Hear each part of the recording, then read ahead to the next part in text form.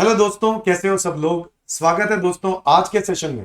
Salary का ये है पार्ट 2। तो ये प्रैक्टिस सेशन के अंदर बाकी के बचे हुए जो क्वेश्चंस हैं वो मैं इसके अंदर कवर करने वाला हूं।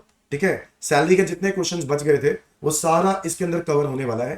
तो ध्यान से दिल थाम के बैठ जाओ और पूरे कंटेंट को अच्छे से देखो। जहां पे भी डाउट है, एक आधी मिस्टेक भी है, मैं आपको बता दूं, आखिरी क्वेश्चन में मिस्टेक दिखेगी। तो एक आधे क्वेश्चन में और मिस्टेक है जो इंस्टीट्यूट की तरफ से मिस्टेक है, वो रेक्टिफाई कर दी गई है, मैंने बता दिया। ठीक है, तो प्लीज इस वीडियो को ध्यान से देखना और कुछ डाउट हो तो डिस्कस करना, अपने दोस्तों के साथ शेयर करना। ठीक है, हाँ जी, तो स्टार्ट करते हैं इलस्ट्रेशन नंबर 18।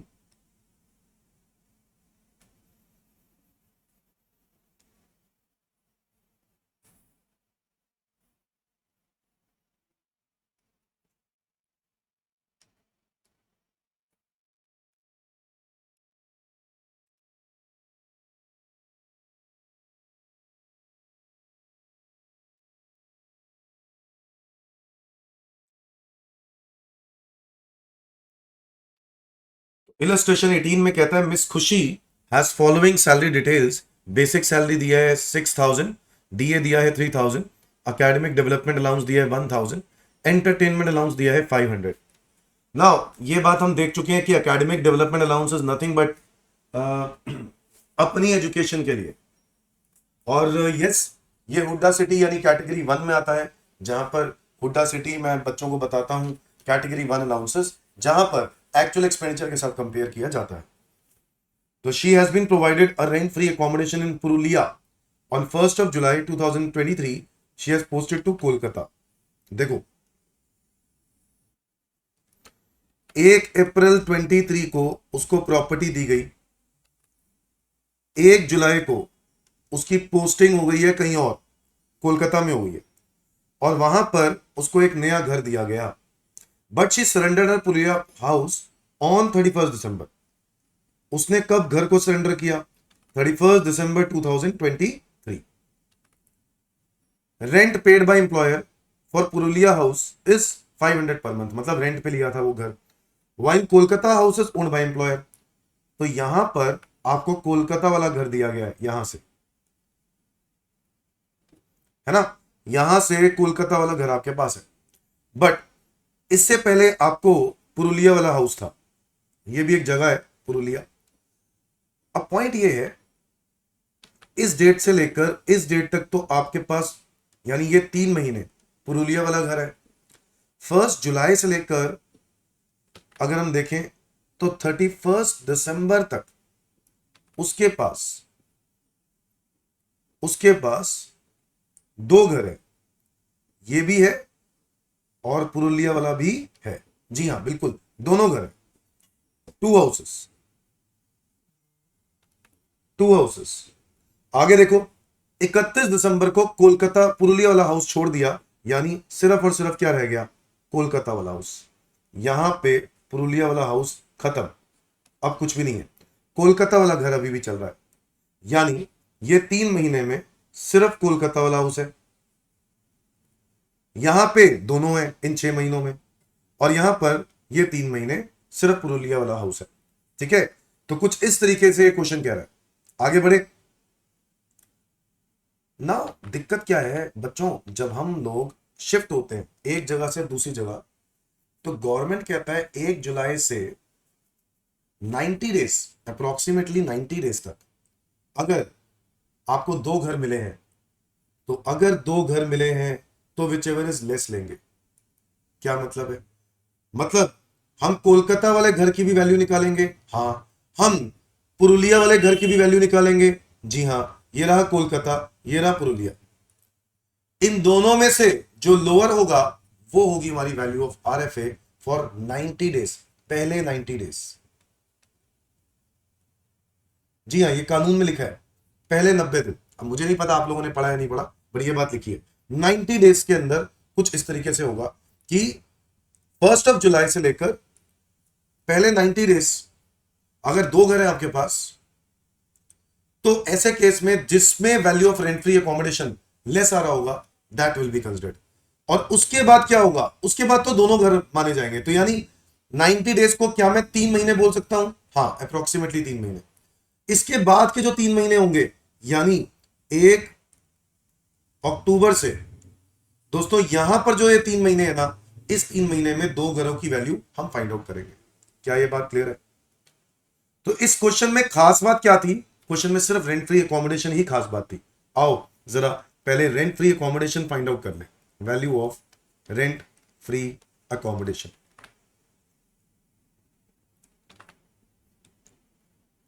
मुझे बताओ सारे बच्चे, मैं 1/4/2023 से लेकर 1 जुलाई 2023 तक के लिए पहले निकाल लेते हैं, क्योंकि यहां वाला जो घर है उसके लिए रेंट दे रहा था इंप्लॉयर, है ना। तो क्या करेंगे, 10% ऑफ सैलरी और actual higher charges, which ever is lower. अब हमें सैलरी का 10% लेना होगा। यहां पर इस टाइम पर सैलरी क्या है वो हमें फाइंड आउट करनी होगी। सैलरी में आएगा बेसिक पे, जो कि है 6,000, बट हमें 3 महीने का चाहिए तो 18,000। डीए फॉर्मिंग पार्ट चाहिए, क्वेश्चन में कुछ लिखा नहीं है, हम मान के चलेंगे फॉर्मिंग है, तो 3,000 इंटू 3 9,000। इसके बाद एंटरटेनमेंट अलाउंस 500 इंटू 3 1500। इसके बाद अकेडमिक अलाउंस, है ना, तो ये मिल रहा है 3 महीने का हो गया 3,000। खर्चा किया है 700 इंटू 3 2100, तो 900 रुपए बना। 3,000 माइनस 2100 तो 900 रुपए आएगा अकेडमिक अलाउंस 3 महीने का अगर हम कर रहे हैं। इसके अलावा तो कुछ नहीं आएगा, सिर्फ बेसिक डीए। क्या क्या आता है सैलरी में? बेसिक पे, डीए का forming part, commission all types, bonus only current year, all taxable portion of allowances, और वो हम लोगों ने कर लिया है। तो बस यही बनी सैलरी 3 महीने की, 18,000, 9,000, 1,500 और 900, 29,400। अब इसका क्या करेंगे, 10% ऑफ 29,400 इज 2,940, या फिर कंपेयर करेंगे एक्चुअल हायर चार्जेस। आप 500 रुपए दे रहे हो ना उस घर के लिए, तो 1,500, विच एवर इज लोअर। सो मेरा पहले 3 महीनों में मेरा value of rent free accommodation होगा 1,500। Is that clear everyone? उसके बाद 1 जुलाई 23 से लेकर 1 जुलाई अगस्त सितंबर 1 अक्टूबर 23 तक कैसे करेंगे? क्या इस टाइम पर आपके 2 घर हैं? हाँ 2 घर हैं, एक पुरुलिया में और एक कोलकाता में नया नया लिया है, ठीक है। अब बताओ 1 जुलाई 23 को पुरुलिया वाला घर क्या करेंगे? वही करेंगे, 10% ऑफ सैलरी और एक्चुअल हायर चार्जेस। क्या सैलरी 10% यही आएगी सेम? हाँ, तो 2,940 और 1,500, विच एवर इज लेस 1,500, तो पुरुलिया हाउस के लिए तो हो गया 1,500।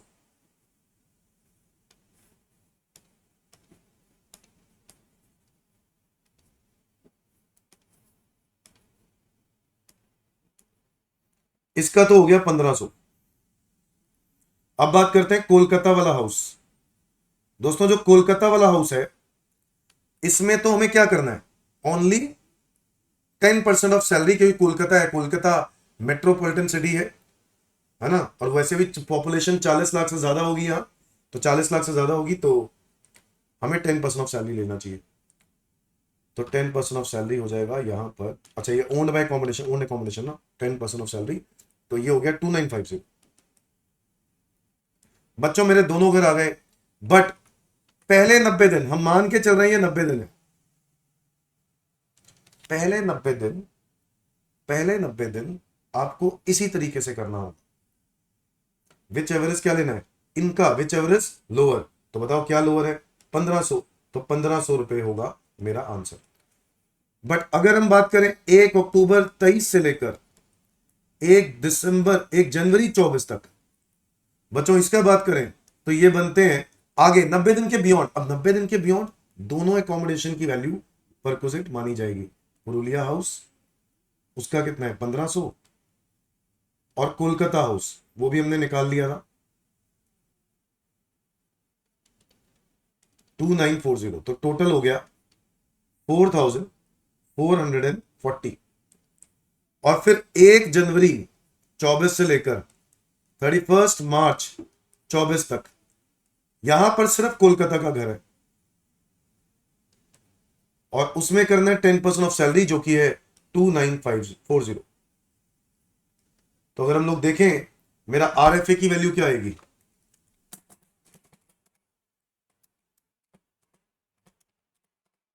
ये आ रही है 10,380, 10,380। क्या ये बात समझ में आई? इस तरीके से कैलकुलेशन करनी है हमें। क्या ये बात क्लियर है? 10,380 चेक कर लेते हैं।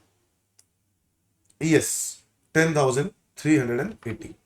अब क्या करना है? अब तो बहुत ही आसान है सर, सैलरी निकालनी है तो बेसिक पे लिख लो। बेसिक पे कितना है?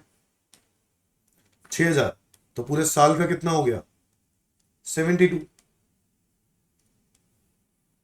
और क्या आएगा? डीए। डीए कितना है? 3,000। 3,000 इंटू 12, 36,000। इसके अलावा अकेडमिक अलाउंस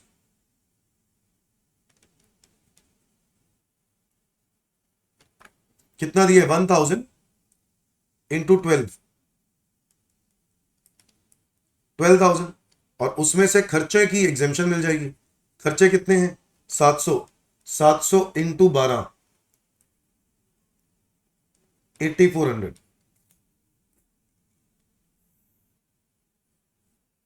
3,600 आ गया। इसके अलावा आएगा एंटरटेनमेंट अलाउंस।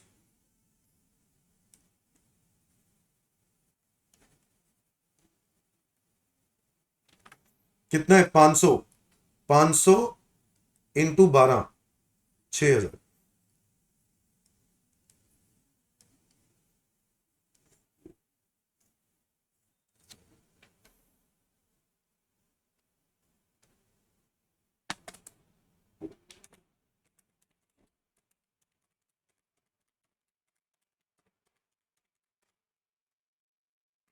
बस आरएफए भी तो है, आरएफए तुमने निकाल ही लिया। आरएफए यह आएगा 10,380। ये और ऐड कर दो इसमें।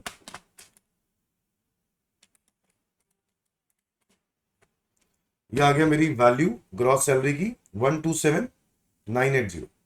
127,980 ये आ गई मेरी gross salary. Is that clear everyone? ठीक है ना? तो इस क्वेश्चन में खास बात ये थी। आगे आगे इलस्ट्रेशन नंबर 19। मैं ये वीडियो अपने चेहरे के बिना बना रहा हूं, ठीक है? तो मुझे लगा आपको मेरे चेहरे से क्या करना है भाई, आपको अपनी क्लास में कंसंट्रेट करना है, टॉपिक पे कंसंट्रेट करना है कि नहीं? तो इसलिए मैंने वीडियो बना दी। तो एक्चुअली मैं तैयार नहीं था, तो मैंने कहा चलो यार कोई बात नहीं, वीडियो तो बना ही देते हैं, है कि नहीं? आप लोगों का नुकसान नहीं होना चाहिए, आपको साथ साथ ही कंटेंट मिल जाए। Shri Ashutosh has been provided with furnished accommodation, city population 44 lakh. अब देखो ये भी रेंट फ्री अकोमोडेशन का है, सिटी पॉपुलेशन 44 लाख है, यानी 40 लाख से ज्यादा। और यहाँ पर 10% ऑफ सैलरी होता है। म्युनिसिपल वैल्यू ऑफ द घर कितनी दी है? 80,000 रुपए। इससे कोई फर्क नहीं पड़ता, फेयर एंड क्या है, फर्क नहीं पड़ता। सैलरी डिटेल्स दी हुई है, बेसिक दिया, अलाउंस दिया है for increase the cost of living, ठीक है? ये अलाउंसेस दिए हैं और चिल्ड्रन एजुकेशन अलाउंस दिया है। ये तो डीए होगा ना, इंक्रीज कॉस्ट ऑफ लिविंग। हाँ ये डीए, ठीक है, ये डीए है। ओके। और आगे आपको कुछ एसेट्स दिए हैं, hired by employer, owned by employer, कुछ और एसेट्स भी दिए हैं। आपको ग्रॉस सैलरी निकालनी है तो निकालते हैं। Illustration number 19, calculation of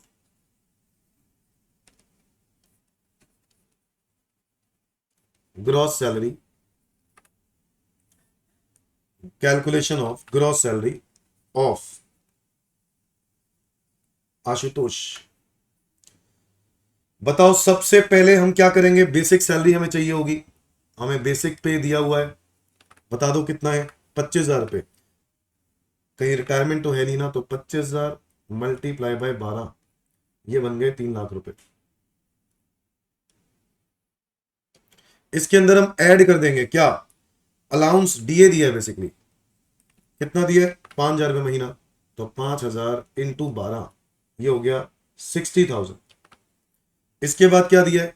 children education allowance, ये कितना दिया है? 3,000 पर मंथ। तो साल का हो गया 36,000।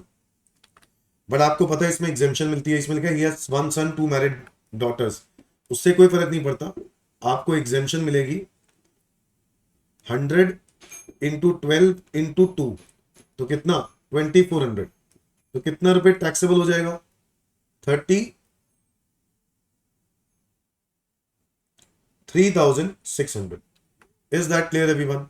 इसके अलावा ना आपको फर्नीचर दिया है, आपको क्या दिया है, फर्नीचर, फर्नीचर दिया है। अच्छा आरएफए भी तो दिया है, आरएफए, हाँ आरएफए भी तो है, तो आरएफए भी लिखेंगे। तो चलो कोई नहीं, पहले फर्नीचर लिख लेते हैं, फर्नीचर लिख लिया हमने। तो furniture details are hired by employer, ये कुछ एम्प्लॉयर ने किराए पर आपको दिया है टीवी। अब क्या ये रेंट फ्री अकोमोडेशन में दिया है? ऐसे रेंट फ्री अकोमोडेशन से कनेक्टेड होता तो साथ ही लिखते, इन्होंने अकोमोडेशन के साथ तो लिखा नहीं है बात, तो आप इसको यूज ऑफ मोबाइल एसेट में भी लिख सकते हो अलग से, कोई फर्क नहीं पड़ता, ये यूज ऑफ फर्नीचर हो गया। और इसमें 2,000 रुपये का किराया है और टीवी का, और टीवी की कोई कॉस्ट नहीं, ये किराए पर लेकर दिया है, तो बस सीधा सीधा 2,000 रुपये क्या हो जाएगा, टैक्सेबल, क्योंकि उतने पैसे आपके बच रहे हैं।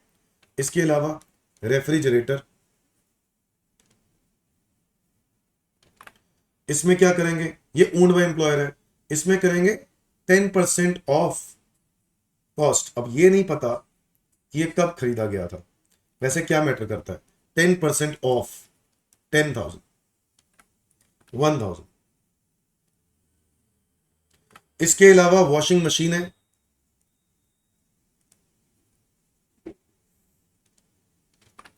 ये कितना है 5,000, उसका 10% 500। भाई ये वो वाले एसेट्स है ना 10% पर एनम वाले, क्योंकि इसके अलावा तो देखो यूज ऑफ उसमें यूज की बात करें, तो यूज की बात करें तो इस केस में अगर आपको याद आ रहा हो, या तो आपको लैपटॉप कंप्यूटर दिया तो वैल्यू ऑफ परक्विजिट नील है, एनी अदर मोबाइल एसेट दिया तो 10% बस वही कर रहे हैं, 10% है ना।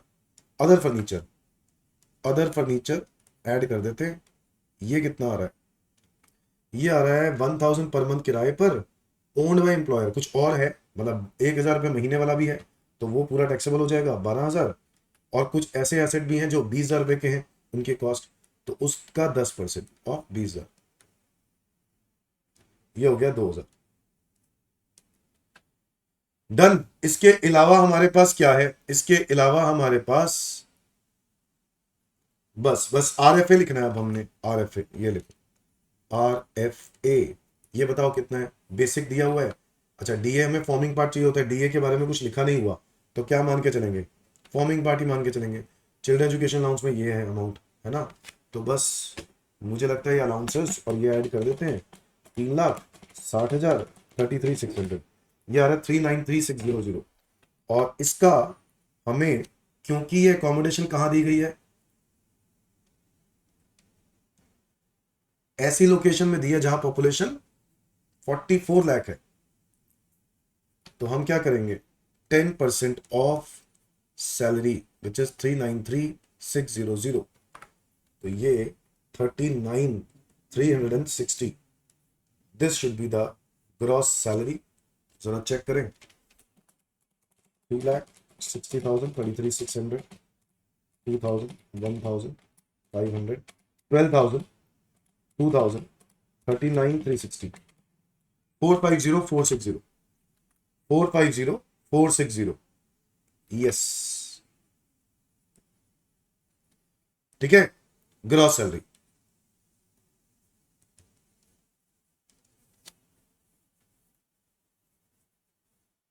Done everyone. तो ये हमारा हो गया illustration number 19।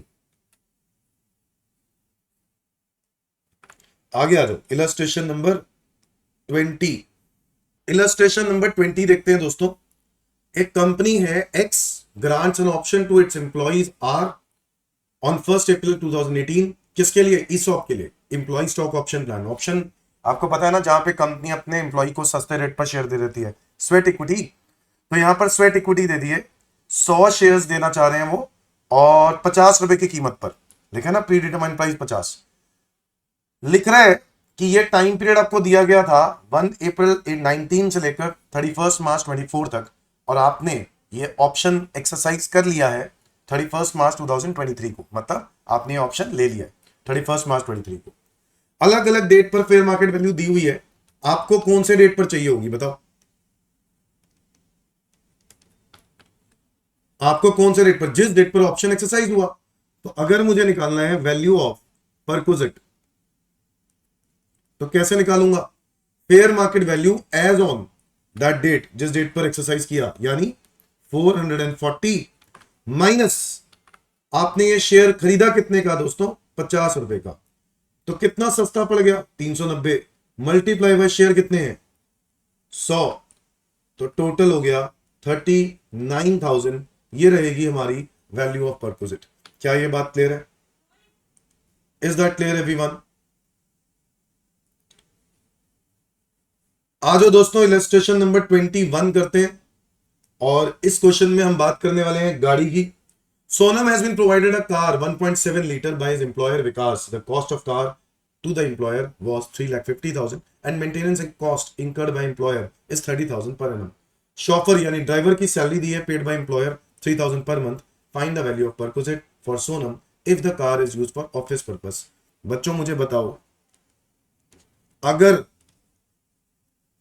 Car office purpose के लिए है तो पहले पार्ट का आंसर क्या होगा? वैल्यू परक्विजिट विल बी निल। बोलो ये और नो। दूसरे बात करते हैं पर्सनल पर्पस के लिए। अगर पर्सनल पर्पस के लिए तो क्या करेंगे?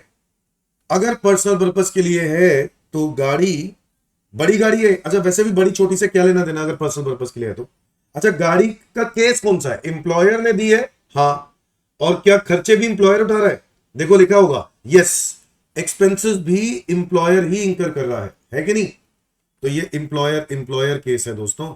एम्प्लॉयर एम्प्लॉयर और एम्प्लॉयर एम्प्लॉयर में पर्सनल पर्पस के लिए अगर गाड़ी यूज हो रही है तो 10% per annum of the cost of car, और कॉस्ट ऑफ कार दी हुई है 3.5 लाख, इसका 10% कर दो। क्या पूरे साल के लिए? जी हाँ, पूरे साल के लिए 35,000। इसके बाद मेंटेनेंस कॉस्ट है 30,000 जो कि इंप्लॉयर भर रहा है। मेंटेनेंस एक्सपेंसेस 30,000 वो भी आ जाएंगे टैक्सेबल में। इसके बाद ड्राइवर की सैलरी है वो भी इंप्लॉयर पे कर रहा है, तो 3,000 रुपए मल्टीप्लाई बाय साल का कितना हो गया? 36,000। तो वैल्यू ऑफ परक्विजिट होनी चाहिए 71, 1,01,000। यस और नो? इसके बाद बात करते हैं सी पार्ट की, जहां पे गाड़ी बोथ पर्पस के लिए है, तो ऑफिस और पर्सनल दोनों। ऐसे केस में क्या होगा?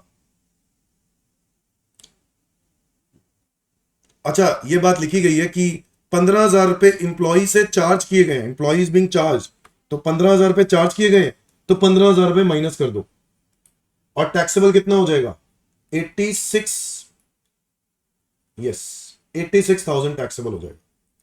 Is that clear everyone? भाई इंप्लॉय से पैसा चार्ज कर लिए तो वो माइनस हो जाएंगे। बोथ पर्पस है, पार्टली ऑफिशियल पार्टली पर्सनल है, दोनों पर्पस है। तो बताओ ऐसे केस में क्या करेंगे? वैल्यू ऑफ परक्विजिट कैसे निकालेंगे? ऐसे केस में वैल्यू ऑफ परक्विजिट कैसे निकालेंगे? अगर पार्टली ऑफिशियल पार्टली पर्सनल है तो बच्चों ऐसे केस में गाड़ी बड़ी गाड़ी है और पर एम्प्लॉयर एम्प्लॉयर का केस है, तो 2400 इंटू 12 यही हो जाएगा, 2400 इंटू 12 यह आ गया 28,800। और ड्राइवर भी दिया गया है 900 इंटू 12, ड्राइवर के लिए कितने होते हैं 900, तो 10,800, तो टोटल कितने हो गए 39,600। बोलो हाँ या ना? 39,600 ये हो गया कि नहीं? अब ये परक्विजिट की वैल्यू हो गई 39,600, और इसमें से कुछ पैसे चार्ज किए गए हैं, नहीं होगा डिडक्ट।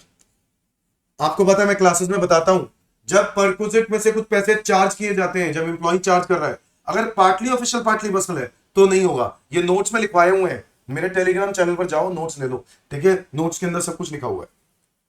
तो 39,600 will be the answer. Check कर लेते हैं। पहले पार्ट का आंसर तो हो गया निल, दूसरे पार्ट का होगा 86,000 और थर्ड पार्ट का होगा 39,600। परफेक्ट, ठीक है जी। आगे आ जाओ, इलस्ट्रेशन 22 जिसके अंदर लिखा है mister Piyush has been provided a car 1.5 litre on 15th of July 2023। बच्चों आपको याद होगा, अगर एम्प्लॉयर एम्प्लॉय को कार देता है ड्यूरिंग द ईयर, मतलब बीच में देता है, मंथ के बीच में देता है, तो उस मंथ को हम इग्नोर करते हैं। तो यहां पर अगर हम लोग देखें तो 15 जुलाई को अपने को गाड़ी दी है, तो उस महीने को छोड़ दो। और गाड़ी पार्टली ऑफिशियल पार्टली पर्सनल है, और ये एम्प्लॉयर एम्प्लॉयर का केस है। गाड़ी एम्प्लॉयर की है और एम्प्लॉयर ही उसके खर्चे उठा रहा है, बोलो हाँ या ना। ऐसे केस में वैल्यू ऑफ परक्विजिट कैसे निकालेंगे भाई? ये बड़ी गाड़ी है, छोटी छोटी गाड़ी है ना, तो 1800 मल्टीप्लाई बाय कितने महीने? जुलाई मंथ को छोड़ दो बेटा, अप्रैल मई जून जुलाई 8 महीने, 1800 इंटू 8, तो ये बनेगा 14,400। और इसके अंदर 900 रुपए, क्योंकि ड्राइवर भी दिया गया ना, हाँ, तो 900 इंटू 8 यानी 7200, ये हो गया 21,600 रुपए पर क्विजिट की वैल्यू। क्या ये बात क्लियर है? ये हो गया इलस्ट्रेशन नंबर 22। आगे आ जाओ इलस्ट्रेशन 23 में। Vikram is a government employee, car दी है 1.7 litre, use for office as well as personal. इससे कोई फर्क नहीं पड़ता कि आप गवर्नमेंट एम्प्लॉय हो, परक्विजिट की वैल्यू वैसे निकलेगी। The entire cost is reimbursed by employer.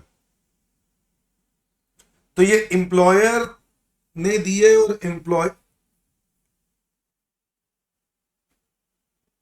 हाँ, एम्प्लॉयर ने दिए गाड़ी, हैज अ कार, लेकिन mister Vikram being a government employee has a car use for office during the year he incurred 40,000 for maintenance and 20,000 on driver salary. The entire cost is reimbursed by employer. अच्छा, तो ये basically गाड़ी employer के case की है। ओ, और गाड़ी सारा का सारा खर्चा कौन पे कर रहा है? सारा का सारा खर्चा कौन पे कर रहा है बताओ? यहां पे सारा का सारा खर्चा एम्प्लॉयर पे कर रहा है। ये गाड़ी पार्टली ऑफिशियल पार्टली पर्सनल का केस है दोस्तों। और एक बात और समझनी है, क्योंकि ये केस गाड़ी एम्प्लॉय की है और खर्चे एम्प्लॉयर उठा रहा है, इस केस में हमें क्या करना है? वैल्यू ऑफ परक्विजिट कैसे फाइंड आउट करनी है? ये देखो, value of perquisite find out करने के लिए आपको जितना पैसा दिया गया, जितना खर्चा किया गया, वो सारा का सारा टैक्सेबल हो जाना चाहिए, यानी 60,000, 40 और 20 60,000। उसमें से माइनस कर देना चाहिए क्या? जितना अमाउंट एग्जेम्पशन, इसमें एग्जेम्पशन थी आपको याद होगी, बट इसमें ना वो भी दिया होना चाहिए था, परसेंटेज भी दिया होना चाहिए था, वो दिया नहीं हुआ, बट कोई बात नहीं। आपको एग्जेम्पशन आपको पता है कितनी मिल जाएगी? गाड़ी बड़ी है तो 2400। क्या ड्राइवर की भी सैलरी इंप्लॉय? हाँ, ड्राइवर भी है, तो 2400 इंटू 12 प्लस 900 इंटू 12, ये एग्जेम्प्ट हो जाएगा बेटा। बाकी अमाउंट टैक्सेबल। तो 2400 इंटू 12 यह 28,800 plus 10,800 which is equal to 39,600, ये एग्जेम्प्ट हो जाएगा। और इसमें टैक्सेबल वैल्यू आएगी ₹20,400।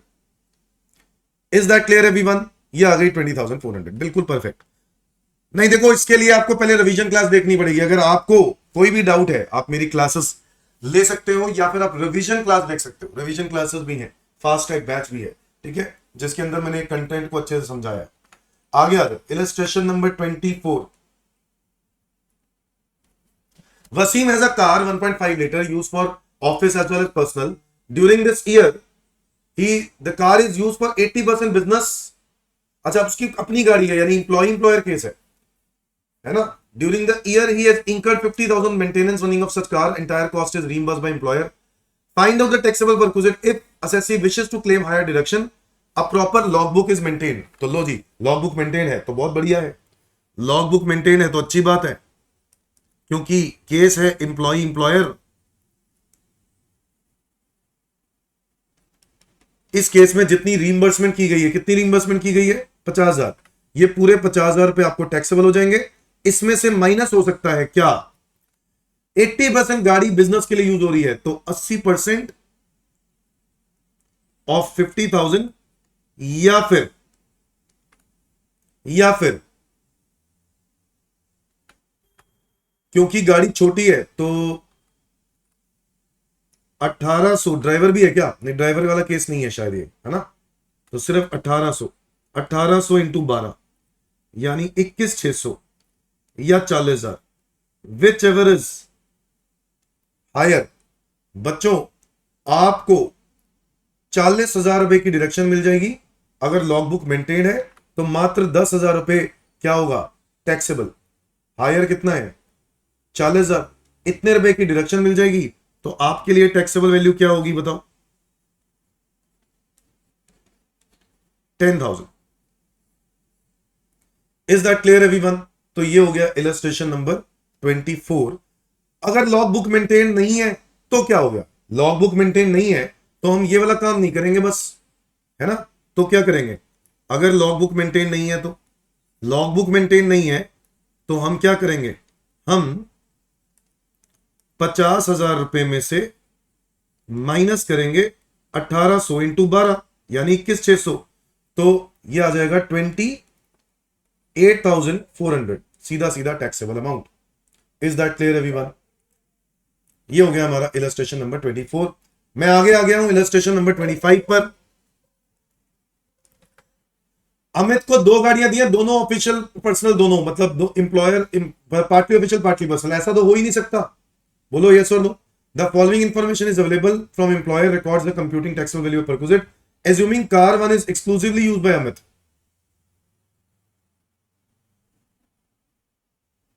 ये पूरा लिखा नहीं है, car 1 is use by Amit, क्या दोनों ही गाड़ियां हैं, पार्टली ऑफिशियल पार्टली पर्सनल, है ना। तो यहां पर हमें यह देखना पड़ेगा कि हमें कौन सी गाड़ी लेनी चाहिए। हमें इसमें ऑप्शन लेना चाहिए। ऑप्शन लिया है क्या, नहीं लिया इन्होंने, इन्होंने तो कोई ऑप्शन नहीं लिया। वैसे ऑप्शन लेना चाहिए।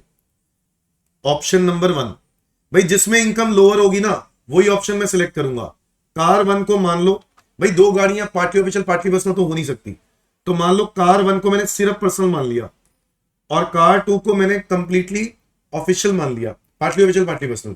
तो ऐसे केस में क्या होगा, कार 1 की अगर मैं पर्सनल मान लेता हूं तो 6 लाख की गाड़ी है, तो 10% ऑफ 6 लाख यानी 60,000। इसके बाद रनिंग एक्सपेंसेस कितने के हैं, 40,800। ये मैं क्लास में कराता हूं क्वेश्चन, ये सेम क्वेश्चन है। ड्राइवर की सैलरी 24,000, तो 24,800 तो ये हो गया। और कार 2 को मैंने क्या मान लिया बताओ, कार 2 को मैंने मान लिया पार्टली ऑफिशियल पार्टली पर्सनल।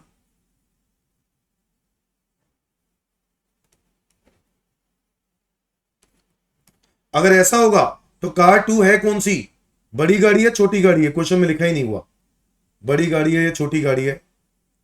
तो छोटी मान के चलो, 1800 रुपए ले लेंगे, 1800 इंटू 12 वही लेना पड़ेगा, 1800 इंटू 12 ये हो गया 21,600, 900 इंटू 12 10,800। मेरे क्वेश्चन में, जो मेरी बुक का क्वेश्चन है, बट इस बुक के अंदर मैंने तो एटलीस्ट दिया हुआ है, जो इन्होंने नहीं दिया। क्या, अरे भाई बताओ ना यार कि कौन से यहां पर कौन सी गाड़ी है, बताया नहीं हुआ। तो हमें अभी मैंने एजम्पशन ले ली है यहां पर छोटी गाड़ी, ठीक है, और इंस्टीट्यूट ने भी वैसे ही किया है। बट भाई बताओगे नहीं तो कैसे पता चलेगा, इन्फॉर्म करना जरूरी है कि नहीं। तो यहां पर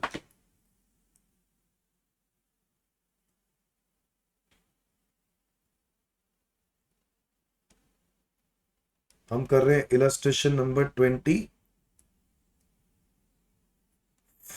है ना, ये वाला। तो ये इसमें ये हो गया 32,400, तो ये मेरे पास परक्विजिट की वैल्यू आ गई। ठीक है, एक तो ऑप्शन नंबर 1 हो गया। ऑप्शन नंबर 2 क्या हो गया कि कार 1 को क्या ले लो, पार्टली ऑफिशियल पार्टली पर्सनल, और कार 2 को क्या ले लो, पर्सनल। अगर ऐसा करते हैं तो क्या होता है, बड़ा फर्क पड़ जाएगा। कैसे, पार्टली ऑफिशियल पार्टी पर्सनल लेते हैं कार 1 को,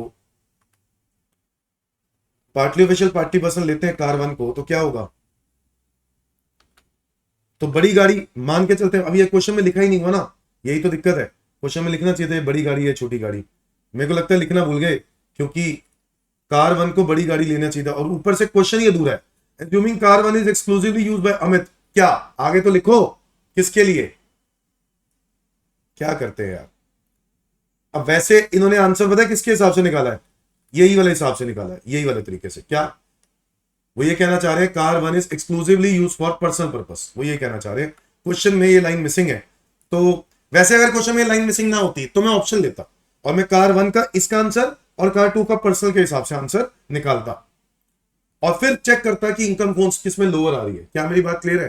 हालांकि इसमें क्वेश्चन ये लिखना चाह रहे हैं, आप लोग बुक में ठीक कर लो, car one is exclusively use by Amit for personal purpose. जी हाँ, पर्सनल पर्पस, उस हिसाब से ये आंसर है, तो ये आंसर बिल्कुल परफेक्ट है। ये पर्सनल पर्पस बताना चाहते होंगे। Okay done. हाँ जी दोस्तों, तो इलस्ट्रेशन नंबर अब करते हैं 26। आओ 26 इलस्ट्रेशन। ये भी मोटर कार से रिलेटेड है। मिस्टर विजय एक मैनेजर है, provided following car facilities by mister Kishan, जो उसका एम्प्लॉयर है, by Kishan limited, sorry his employer. Owned car A owned by employer, car B owned by employer, car C is also owned by employer. और car A और B वो दोनों purpose के लिए use कर रहा है, partly official partly personal. Car C सिर्फ पर्सनल है। कार ए की कॉस्ट है 3 लाख, बी की कॉस्ट है 5 लाख और सी की कॉस्ट है 2 lakh. Maintenance expenses incurred by employer है 50,000 और कार बी के हैं 60,000 और वहां है dash. Maintenance expenses incurred by employee ये 40,000 है। मतलब कार ए और बी का जो केस है ना वो एम्प्लॉयर है, बट कार सी का जो केस है वो एम्प्लॉयर एम्प्लॉय है। Find out the taxable value of car facility. Mister Vijay holds 17% of the equity share capital and 30% of the preferential capital of Kishan Limited, and his wife holds 13% equity share capital of the same company. Assume his total salary during the year other than perquisite is rupees 40,000. ठीक है, तो मतलब आपको ये बात याद आ रही होगी, स्पेसिफाइड एम्प्लॉई आप लोगों ने पढ़ा है कभी? पता है, याद है स्पेसिफाइड एम्प्लॉई कौन होते हैं? An employee who is drawing a salary in excess of 50,000 per annum. Question में लिखा हुआ है कि उसकी total salary during the year कितनी है? 40,000 साल भर की टोटल। यानी ये कहना चाहते हैं कि ये स्पेसिफाइड एम्प्लॉई है। अच्छा, स्पेसिफाइड एम्प्लॉई में और कौन कौन लोग आते हैं? या तो तुम डायरेक्टर हो कंपनी के, या an employee holding 20% or more voting rights of concern. Number 3, an employee drawing salary in excess of rupees 50,000 पर annum, है ना? अब ध्यान से देखा जाए तो ना ही वो डायरेक्टर है, ना ही वो 20% ओनर है। 20% ओनर तो नहीं है। अच्छा, वाइफ का होल्ड है 13%, उसका खुद का नहीं है, तो यहां पर नहीं है बेसिकली। और ना ही उसकी सैलरी 50,000 रुपए ज्यादा है, उसकी सैलरी 50,000 से कम है, 40,000। ऐसे केस में गवर्नमेंट कहता है कि आपके लिए, मतलब आप 50,000 से कम है तो आप कौन हो गए? नॉन स्पेसिफाइड एम्प्लॉय हो गए। तो आप नॉन स्पेसिफाइड एम्प्लॉय हो गए, तो केस नंबर ए जो है वो नॉन स्पेसिफाइड एम्प्लॉय है। और नॉन स्पेसिफाइड एम्प्लॉय के लिए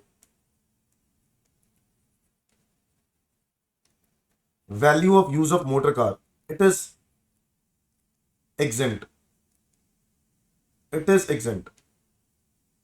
इस फैसिलिटी पे टैक्स नहीं लगता, ये एग्जेम्प्ट होता है इनके लिए। ये देखो, अगर मैं ऑप्शन 1 केस ए की बात करूं, since he is not a specified employee, it is exempt. क्या ये बात क्लियर है? दूसरे पार्ट की बात करें, अगर वो स्पेसिफाइड एम्प्लॉय है, कौन सा एम्प्लॉय है? स्पेसिफाइड।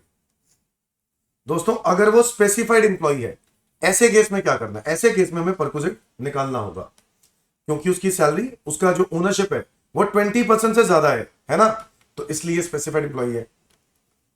और ऐसे केस में हम निकालेंगे, कैसे निकालेंगे, दो गाड़ियां पार्टली ऑफिशियल पार्टली पर्सनल तो हो ही नहीं सकती, कोई एक ही गाड़ी हो सकती है। तो इसलिए कार, हमें ऑप्शन लेकर चलना होगा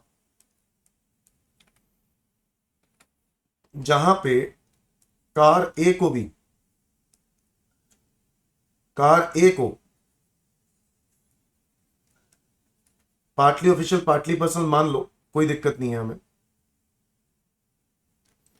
अगर ऐसा करते हो तो कार ए का वैल्यू परक्विजिट क्या होगा, partly official partly personal car A को मान लिया। तो ऐसे केस में एम्प्लॉयर एम्प्लॉयर केस में गाड़ी के बारे में बताया नहीं है कौन सी गाड़ी, तो हम छोटी गाड़ी मान के चलेंगे। 1800 इंटू 12, ड्राइवर की बात शायद कर नहीं रहा, तो 21,600। कार बी की अगर आप बात करोगे तो बी और सी दोनों ही पर्सनल मान के चलनी पड़ेंगी, पर्सनल यूज। अगर गाड़ी बी पर्सनल यूज के लिए है, तो ऐसे केस में क्या करेंगे, 5 लाख रुपए की गाड़ी, उसका 10% आपको होगा टैक्सेबल, प्लस मेंटेनेंस एक्सपेंसेस।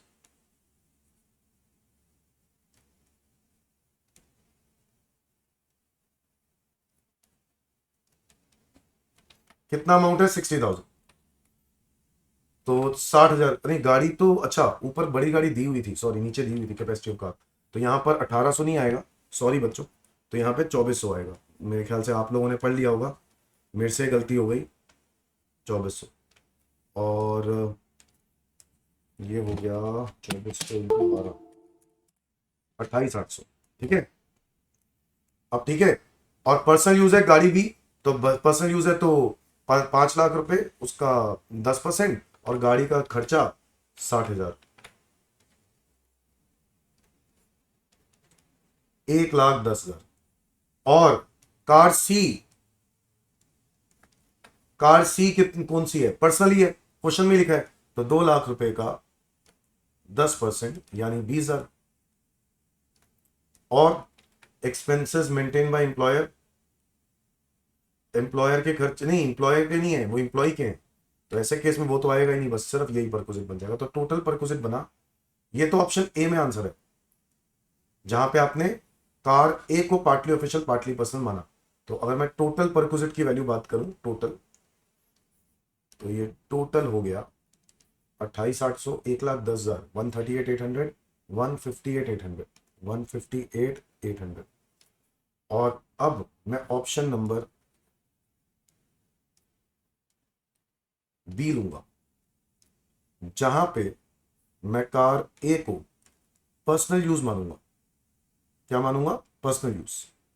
अगर कार ए को पर्सनल यूज मानता हूं तो क्या होगा, तो बच्चों 3 लाख रुपए की गाड़ी है, उसका 10% आपके लिए टैक्सेबल हो जाएगा, 30,000। और मेंटेनेंस एक्सपेंसेस कितने हैं, 50,000, तो वो ऐड हो जाएंगे, तो टोटल वैल्यू हो जाएगी 80,000। ये हो जाएगी कार ए की। और car be automatically partly official partly personal में आ जाएगा।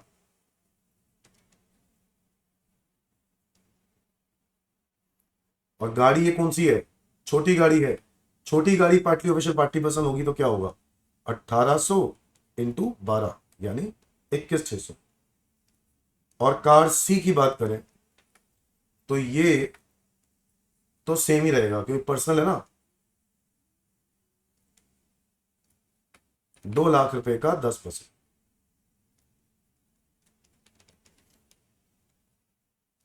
तो मुझे टोटल अगर मैं देखूं तो मेरे को ये ज्यादा कम लग रहा है, टोटल आ रहा है यहां पर 1,01,600 और 1,21,600, तो मेरे हिसाब से option B is better. Check कर लेते हैं इन्होंने क्या किया। Yes, option B is better, बस यही लिखना है, option B is better. Is that clear.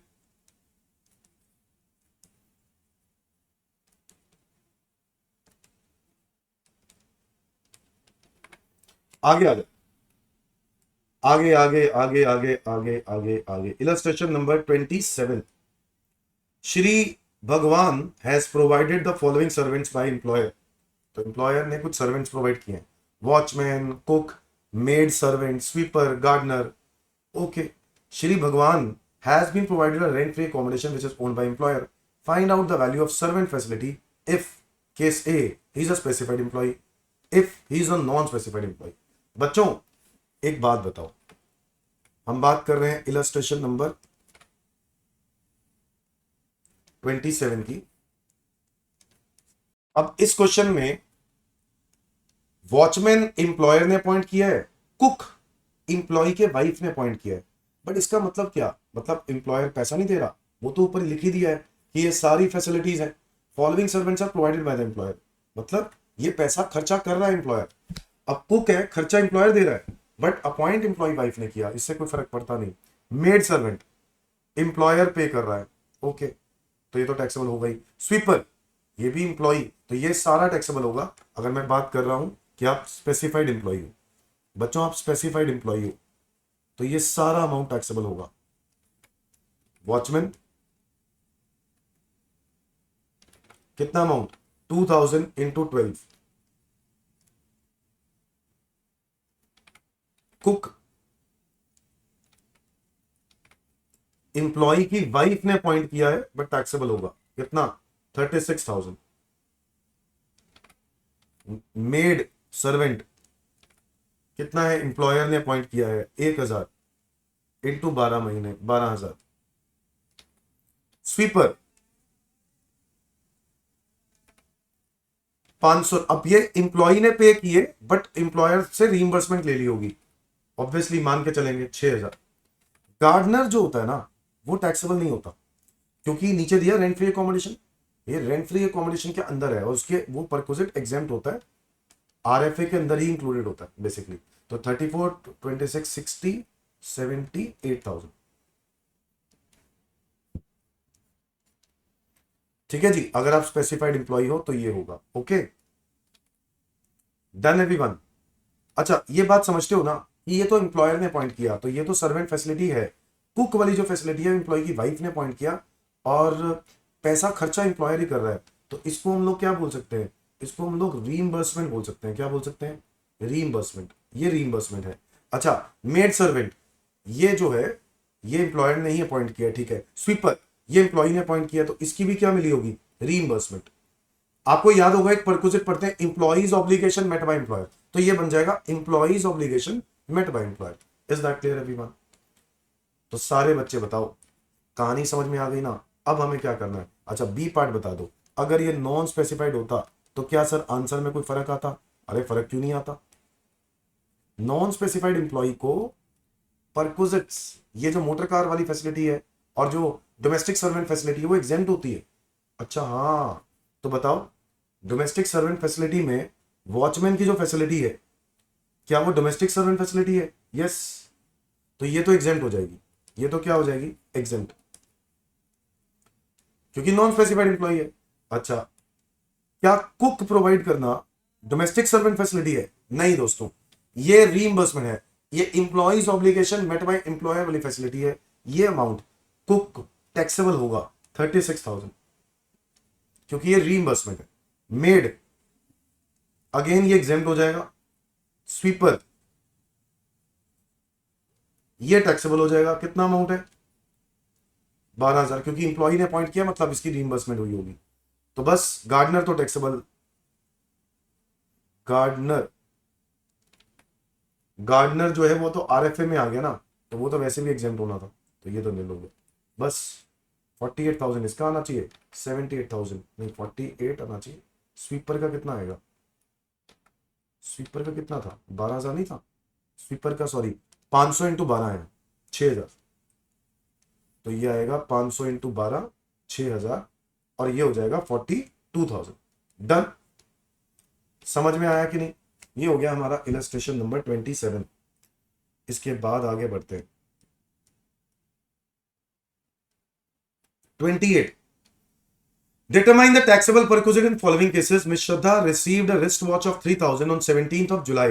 A golden chain worth rupees 12,000 from her employer. 5,000 रुपए से ज्यादा अगर कोई वैल्यूएबल गिफ्ट देते हैं तो वो टैक्सेबल होता है. तो यहां पर 15,000 रुपए के गिफ्ट मिले हैं, 5,000 माइनस कर दो, टैक्सेबल है 10,000 रुपए। बोलो हाँ या ना। बट ऑल्टरनेटिव व्यू मैंने आपको बताया था, ये बात तो अभी अभी रिसेंटली एग्जाम में भी आई थी, तो मैंने उसमें भी अपना आंसर बताया था बच्चों को। बट इंस्टीट्यूट अपनी मर्जी से सजेस्टेड आंसर में ऑल्टरनेटिव व्यू दे दो ना बच्चों को। तो यहां पर ऑल्टरनेटिव व्यू क्या है, 15,000 माइनस, आपको याद आ रहा होगा मैंने करवाया हुआ है पिछले एग्जाम का भी, 15 माइनस 5, 10,000 रुपए क्या हो जाना चाहिए था, taxable.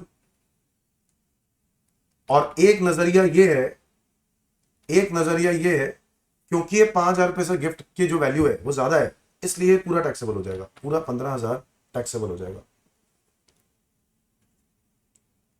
Since gift value is more than 5,000,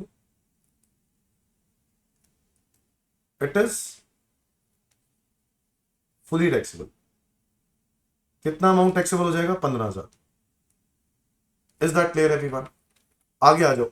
miss rakhi receive 11,000 cash gift from your employer, fully taxable, fully taxable. पता है ना भाई, कैश गिफ्ट के लिए तो लिमिट ही नहीं है, fully taxable. Mister Aniruddh is working with X and company partnership firm during the year. Employer has gifted a diamond ring worth to be 80,000 to the wife of Mr. Anirudh। तो बताओ 80,000 रुपए का गिफ्ट मिला है। Again same, कितना amount taxable होगा, 80,000 रुपए में से 5,000 रुपए की एग्जेम्पशन, 75,000 फुली टैक्सेबल।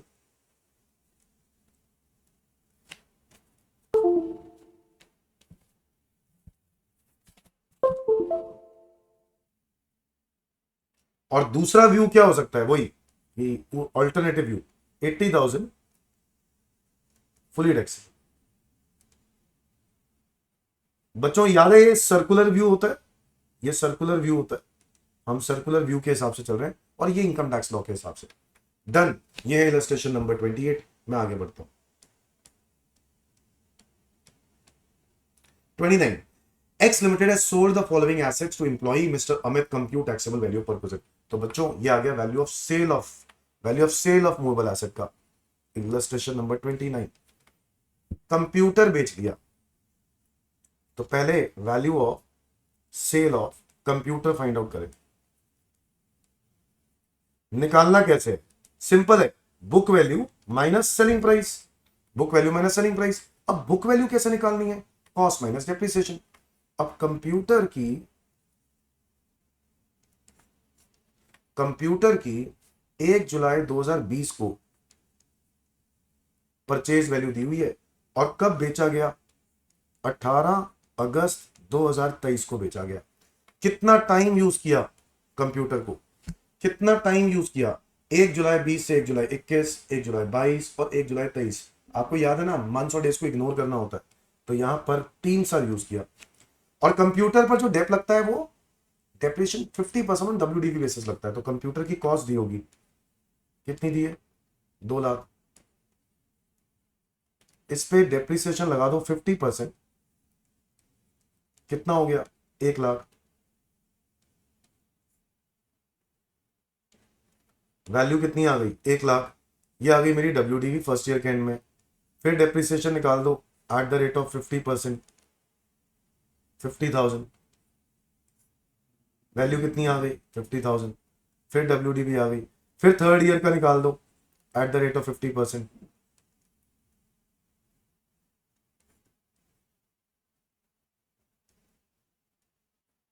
इसको बोलते हैं क्या, बुक वैल्यू। ये आ गई मेरी बुक वैल्यू। अब ये बुक वैल्यू आ गई, मैंने इसको सेलिंग प्राइस से कंपेयर करना है, और सेलिंग प्राइस मेरी है 20,000। तो मैंने यानी एम्प्लॉयर ने 25,000 की चीज 20,000 में दे दी, तो परक्विजिट कितने का हो गया, 5,000 रुपए का। बोलो हाँ या ना। तो 25,000 माइनस 20,000, 25,000 माइनस 20,000, 5,000। बोलो यस और नो।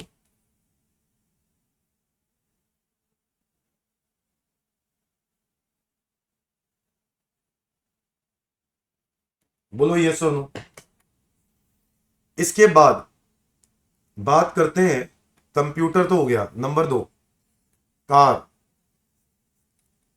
कार में 1/4/2021 से 1/3/24 तक आपने इसको यूज किया, तो 1/4/21 से 1/4/22, 1/4/22 से 1/4/23 और 1/4/24 तक तो जा नहीं रहा, तो कंप्लीट ईयर कितने हुए? 2 साल ही हुए। अब 2 सालों का डिप्रेशन लगाना है। कार की कॉस्ट कितनी दी हुई है? कार की कॉस्ट दी हुई है 3 लाख। 20% ऑन WDV, याद है? डेप्रिसिएशन निकाल दो, 20% 60,000, यह आ गया 240 WDV। फिर डेप्रिसिएशन निकाल दो 20%, 48,000, 192, ये आ गया WDV हमारे सेकेंड ईयर के एंड का। कंपेयर करेंगे इसको किससे? सेलिंग प्राइस कितने का मिला? 50,000 रुपए का दे दिया इंप्लॉय को। कितना सस्ता दे दिया? 1,42,000। बच्चों ये हो गई वैल्यू ऑफ परपोजिट।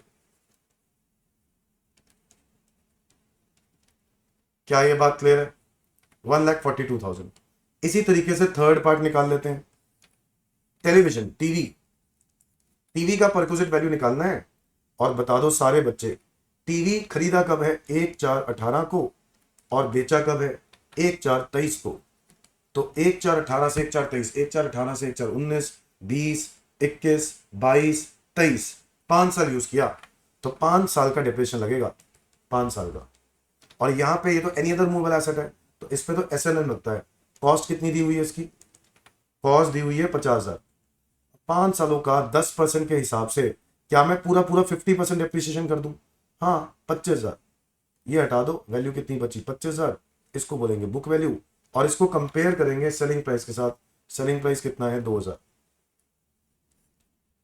कितने रुपए सस्ता दिया? 23,000। ये हो गया मेरा वैल्यू ऑफ प्रपोजल।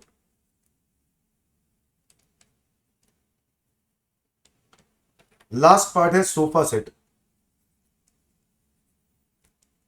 और सोफा सेट एम्प्लॉयर ने 1/4/2008 से लेकर 1/7/2023 तक आपको जाके बेचा, तो 1/4/8 से 1/7/23, तो भाई सोफा सेट तो एनी अदर मूवेबल एसेट में आ गया।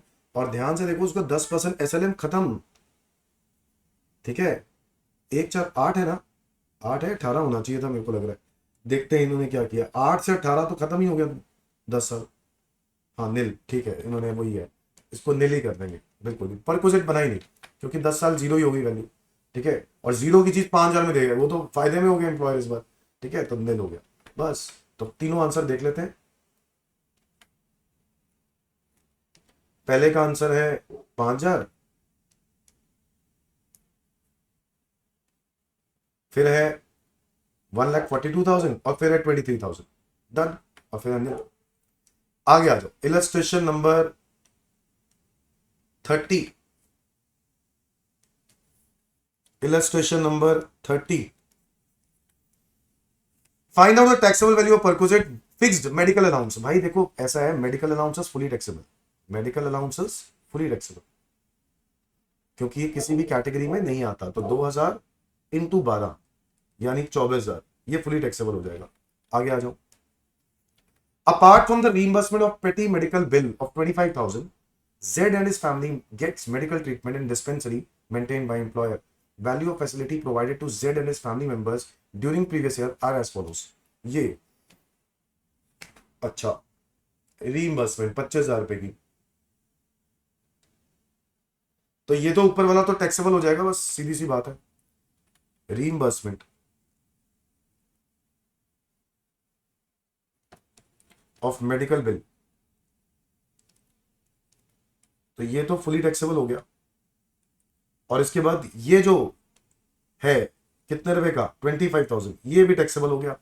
इसके बाद कह रहे फैमिली मेंबर्स को भी दिया है, जेड को दिया है 2,000 रुपए का परक्विजिट, तो ये टैक्सेबल होना चाहिए, बिल्कुल होना चाहिए। मिसेस जेड को भी दिया है 5,000 रुपए का, वो भी टैक्सेबल होना चाहिए। मेजर सन ऑफ जेड दिया है, इंडिपेंडेंट है। Major son of Z independent है, इंडिपेंडेंट है, तो क्या करेंगे? टैक्सेबल करेंगे। इसके बाद minor daughter of Z, minor daughter of Z, ये सारे टैक्सेबल होंगे भाई। एग्जेम्पशन तो तब होगी जब मेडिकल फैसिलिटी कहां दी गई हो। अच्छा, and his family get medical treatment in dispensary maintain by employer. ओ ये तो मेंटेन बाय एम्प्लॉयर वाले केसेस हैं, मेंटेन बाय एम्प्लॉयर वाले केसेस हैं। ओके, तो मेंटेन बाय एम्प्लॉयर में जेड को एग्जेम्प्ट कर दिया जाएगा। जी हाँ, जेड वाला जो है वो भी एग्जेम्प्ट हो जाएगा। इसके बाद मिसेस जेड वाला भी एग्जेम्प्ट हो जाएगा। इसके बाद मेजर सन ऑफ जेड जो कि इंडिपेंडेंट है, ये भी, इसका भी एग्जेम्प्ट हो जाएगा। माइनर डॉटर, डॉटर का भी एग्जेम्प्ट हो जाएगा। डिपेंडेंट यंगर ब्रदर आपके ऊपर डिपेंडेंट है, अगर वो आपके ऊपर डिपेंडेंट है तो एग्जेम्प्ट हो जाना चाहिए।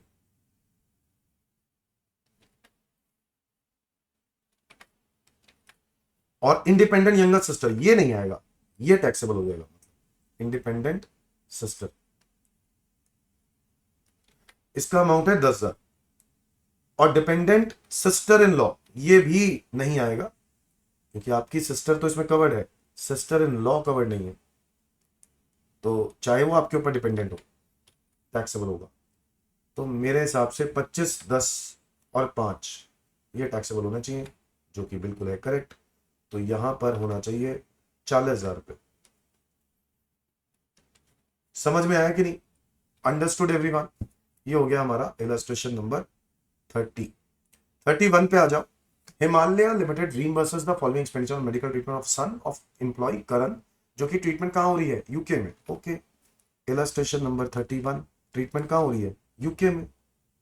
मुझे बताएंगे सारे बच्चे, अगर ट्रीटमेंट यूके में हो रही है तो सारे बच्चे सोच के बताओ, क्या ट्रीटमेंट हम लोग आउटसाइड इंडिया जब पढ़ते हैं तो उसमें क्या लिखते हैं? अगर ट्रेवलिंग, 3 तरह के खर्चे होते हैं, travelling expenses with in the, travelling expenses हो गया, ट्रीटमेंट का खर्चा हो गया, और स्टे का खर्चा हो गया। तो जो ट्रेवलिंग एक्सपेंसेस हैं उसके लिए गवर्नमेंट ने क्या बोला? कह रहा है एग्जेम्प्ट कर देंगे, एग्जेम्प्ट कर देंगे अगर तुम्हारी टोटल इनकम 2 लाख से कम हो। और मुझे नहीं लगता इसकी इनकम 2 लाख से कम है, वैसे लिखा है, लो लिखा हुआ है। पहला पार्ट है कि इनकम तुम्हारी कितनी है? 1.5 लाख। अगर पहले पार्ट की बात करें तो ट्रेवलिंग एक्सपेंसेस क्या होने चाहिए? फुली एग्जेम्प्ट हो जाने चाहिए पहले पार्ट में। बिल्कुल सही, तो ट्रेवलिंग एक्सपेंसेस इन्होंने लिख ही दिया है वैसे, तो बताओ ये फुली एग्जेम्प्ट हो जाएगा तो nil. Is that clear everyone? इसके अलावा स्टे का जो खर्चा है वो आरबीआई की लिमिट है 45, एक्चुअल एक्सपेंसेस है 70। तो भाई देखो, स्टे का जो खर्चा है उसमें आरबीआई की लिमिट तक एग्जेम्प्ट होता है, तो 70 माइनस 45 कितना एग्जेम्प्ट? 45। टैक्सेबल कितना? 25। आगे बताओ, मेडिकल एक्सपेंसेस खर्चा, मेडिकल एक्सपेंसेस आरबीआई की लिमिट है 50, 70 माइनस 50। क्या ये बात क्लियर है? तो ये आ गया 20,000। डन। तो बस, तो अगर मेरी इनकम 2 लाख से कम है तो मेरा ये होगा 45,000 टैक्सेबल होगा।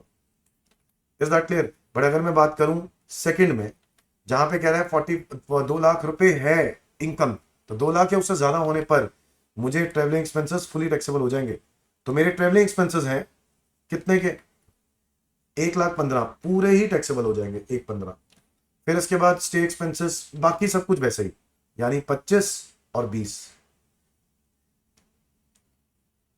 तो ये हो गया 1,40, 1,60। Done everyone? ये स्टे का हो गया और ये मेडिकल का हो गया। ठीक है, मैं बार बार रिपीट नहीं कर रहा हूं सेम चीज। तो ये दैट्स इट। इलस्ट्रेशन नंबर कौन सा था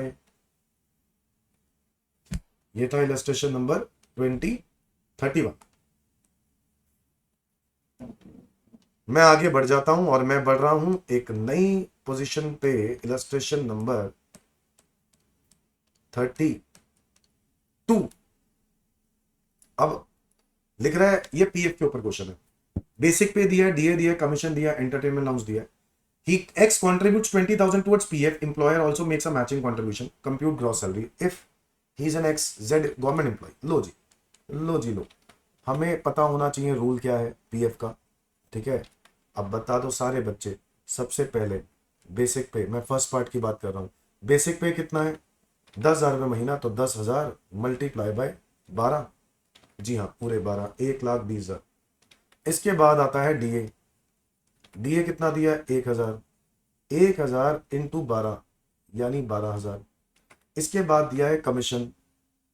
कमीशन कितना दिया है? 2,000। 2,000 इंटू 12 यानी 24,000। इसके बाद दिया है एंटरटेनमेंट अलाउंस, वो कितना दिया है 2000 इंटू 12, 24,000, तो ये 24,000 ये भी आ जाएगा। इसके बाद इंप्लॉयर कॉन्ट्रीब्यूशन टू आरपीएफ। वैसे क्या हम लोग तीनों पॉइंट्स इसी में कर सकते हैं? हाँ, मैं काम करता हूं, आप लोग भी कर लेना, इसी में कर देते हैं ना। वो कह रहा है अगर वो आरपीएफ होता तो क्या होता, वो भी बता देंगे, अगर वो यूआरपीएफ होता तो क्या होगा, वो भी बता देंगे। लो एक ही साथ कर देते हैं, क्योंकि दोनों में, तीनों में ऊपर वाली लिमिट्स तो सेम ही रहनी है, 1 20। फिर से बार बार लिखेंगे, इससे अच्छा है यहीं पर लिख देते हैं 12 24 24 24 24। Employer's contribution towards RPF. अब employer's contribution towards SPF, SPF तो फुली एग्जेम्प्ट, ये पहला वाला एसपीएफ वाला केस है, ये फुली एग्जेम्प्ट, बोलो हाँ या ना। ये आरपीएफ वाला केस है, इसमें एग्जेम्प्ट है, बट कितना, अप टू, बताओ, exempt up to 12% of salary. और सैलरी में क्या आएगा, बेसिक पे, डीए फॉर्मिंग पार्टी मान के चलेंगे, और कमीशन परसेंटेज ऑफ टर्नओवर, ये नहीं। तो क्या क्या लेंगे, 1,20,000 प्लस 12, 132, 1,32,000 का 12%, कितना हो गया, 15,840। तो टैक्सेबल हो गया 4,160। और यूआरपीएफ में तो फुली एग्जेम्प्ट, इंटरेस्ट की बात क्वेश्चन कर नहीं रहा था बस। तो ये आ जाएगी मेरी ग्रॉस सैलरी, क्वेश्चन में ग्रॉस सैलरी मांगी है, हाँ ग्रॉस सैलरी मांगी है, तो ग्रॉस तो ये आ गई, कितनी आ गई, 120 प्लस 12 प्लस 24,000 प्लस 24,000, ये आ गया 1,80,000। फिर आ गया 120 प्लस 12,000 प्लस 24,000 प्लस 24,000, ये हो गया अगेन 180 प्लस 4,160, 184,160। और अगला वाला भी 1,80,000 ही आएगा। Is that clear? ये क्या कर दिया भाई,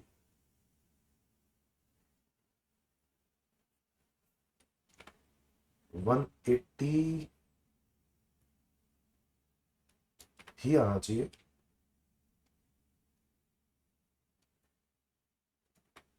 ओहो, अच्छा अच्छा, सॉरी बच्चों, यहां पर जो कमीशन दी हुई है ये 2,000 पूरे साल की, 1 महीने की नहीं है, ये फिक्स है, एक पूरी फिक्स है 2,000। तो यहाँ पे 2,000 आना था बस, बाकी सब कुछ सही है। यहाँ 2,000 आना था, बाकी सब कुछ ठीक है, सिर्फ 18,000 का फर्क आ गया ना आंसर में, तो 18,000 हटाना होगा। तो बता दो, ये आ रहा है 120 प्लस 12 प्लस 2 प्लस 24,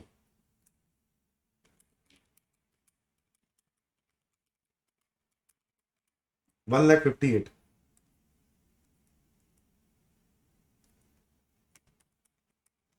162, 160, 158। ये आपके 3 आंसर्स डन। इलस्ट्रेशन नंबर 32, ठीक है। इलस्ट्रेशन नंबर 33, एम्प्लॉयर्स कंट्रीब्यूशन दिया हुआ है, रिटायरमेंट पे पीएफ का पैसा मिला, एम्प्लॉयर का कंट्रीब्यूशन है 125, एम्प्लॉय का है 125। Mention the treatment of the amount so receive if PF is URPF. बच्चों इस केस में क्या होता है बताओ, अगर पीएफ यूआरपीएफ है तो क्या होगा, अगर यूआरपीएफ है ना तो इसमें जो एम्प्लॉयर का कंट्रीब्यूशन है वो टैक्सेबल हो जाएगा, कितना, 1,25,000। और कौन से हेड में, सैलरी हेड में, fully taxable under the head salary, fully taxable under the head salary. Is that clear everyone?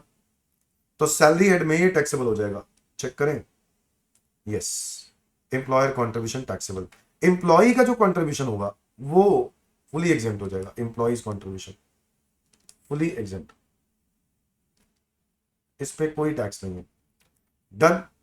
अच्छा, इंटरेस्ट के बारे में क्वेश्चन में लिखा नहीं है, पता नहीं नीचे इन्होंने आंसर में दे दिया, but interest on employer contribution की अगर आप बात करो तो वो भी हम पढ़ते हैं ना, कि इंटरेस्ट ऑन एम्प्लॉयर कंट्रीब्यूशन जो है वो टैक्सेबल हो जाएगा under the head salary, taxable under the head salary. वैसे हम लोग निकाल भी सकते हैं, 2 50 50 तो 25 25 हो गया interest, 25,000 interest on employer contribution और 25,000 इंटरेस्ट ऑन एम्प्लॉय कंट्रीब्यूशन।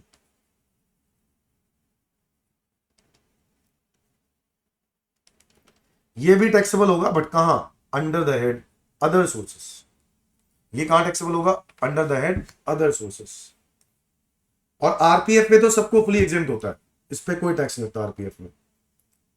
तो आरपीएफ में फुली एग्जेम्प्ट, ये बातें यहां लिख दी हैं, फुली एग्जेम्प्ट। आगे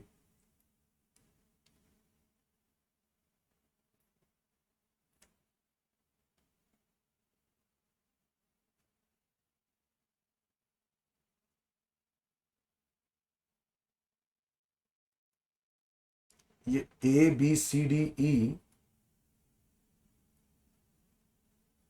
employee retired after 23 years 7 months of service, ये लिखा ना, फुली एग्जेम्प्ट है, इससे कोई फर्क नहीं पड़ता। 4 years 7 months of service due to blindness, ये भी एग्जेम्प्ट है।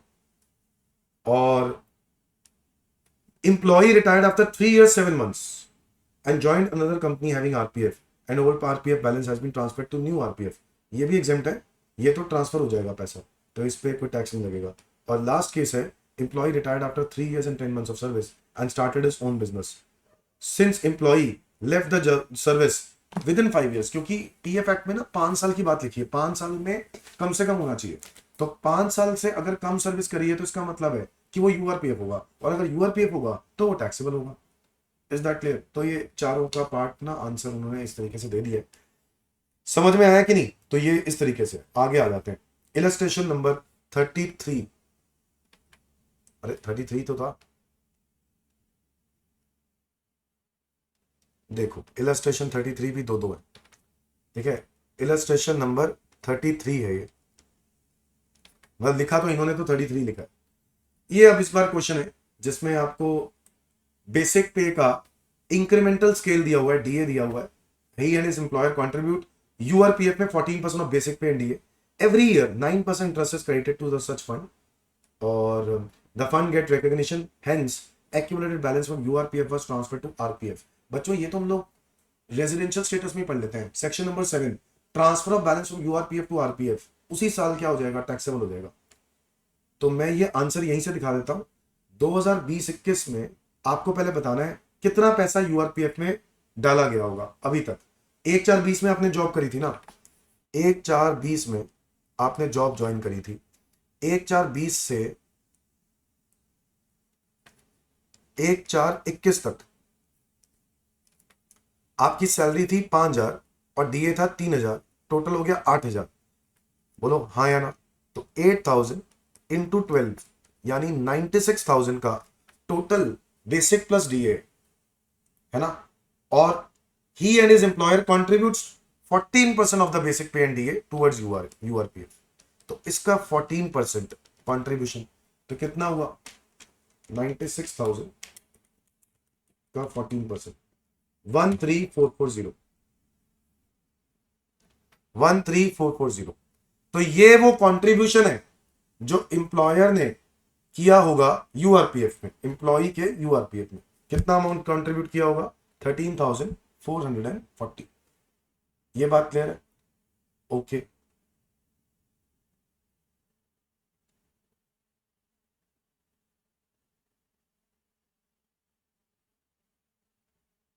9% इंटरेस्ट भी आ रहा है उसके अंदर। अच्छा ये तो भी 1/4/20 से 21 है, 21 से 22 भी तो होगा, क्योंकि आपने ये काम कब किया है, 1/4/22 में। तो 1/4/21 से भी तो बात करें, 1/4/21 से लेकर 1/4/22, बोलो ये और नो। 1/4/21 से 1/4/22 में कितना अमाउंट, 5,000 की जगह 6,000 हो गई होगी सैलरी, और वो भी 500 रुपये बढ़ गया होगा, तो 6,000 ऐसे ही करते ना, 6,000 वो और ये 500, ये नहीं 3,500, ये 3,500, 6,000 और 3,500 हो गए, 6,000 और 3,500 हो गए 9,500। Is that clear? 9,500 इंटू 12,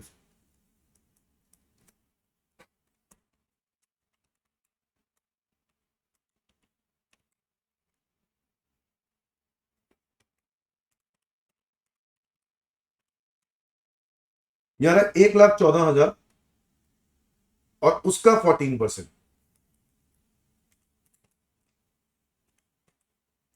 15,960, 15,960 इतना और कंट्रीब्यूट किया होगा। एम्प्लॉयर ने तो इतना ही कंट्रीब्यूट किया होगा। ये हो गया employer contribution towards URPF, employers contribution towards URPF. अच्छा, एम्प्लॉई ने भी सिमिलर कंट्रीब्यूशन किया होगा 14% of basic pay and DA, और इसके अलावा इंटरेस्ट भी है। और उसके बाद ये पैसा 1/4/22 को यूआरपीएफ से आरपीएफ में चला गया। ठीक है, तो बच्चों उसी साल इनकम मान ली जाएगी।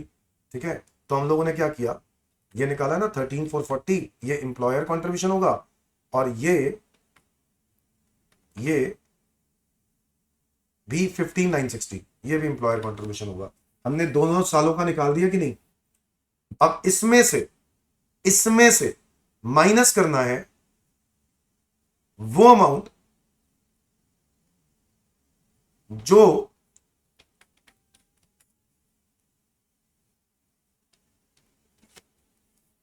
लिखा ना, एक्यूमुलेटेड बैलेंस यूआरपीएफ से आरपीएफ में जा रहा है।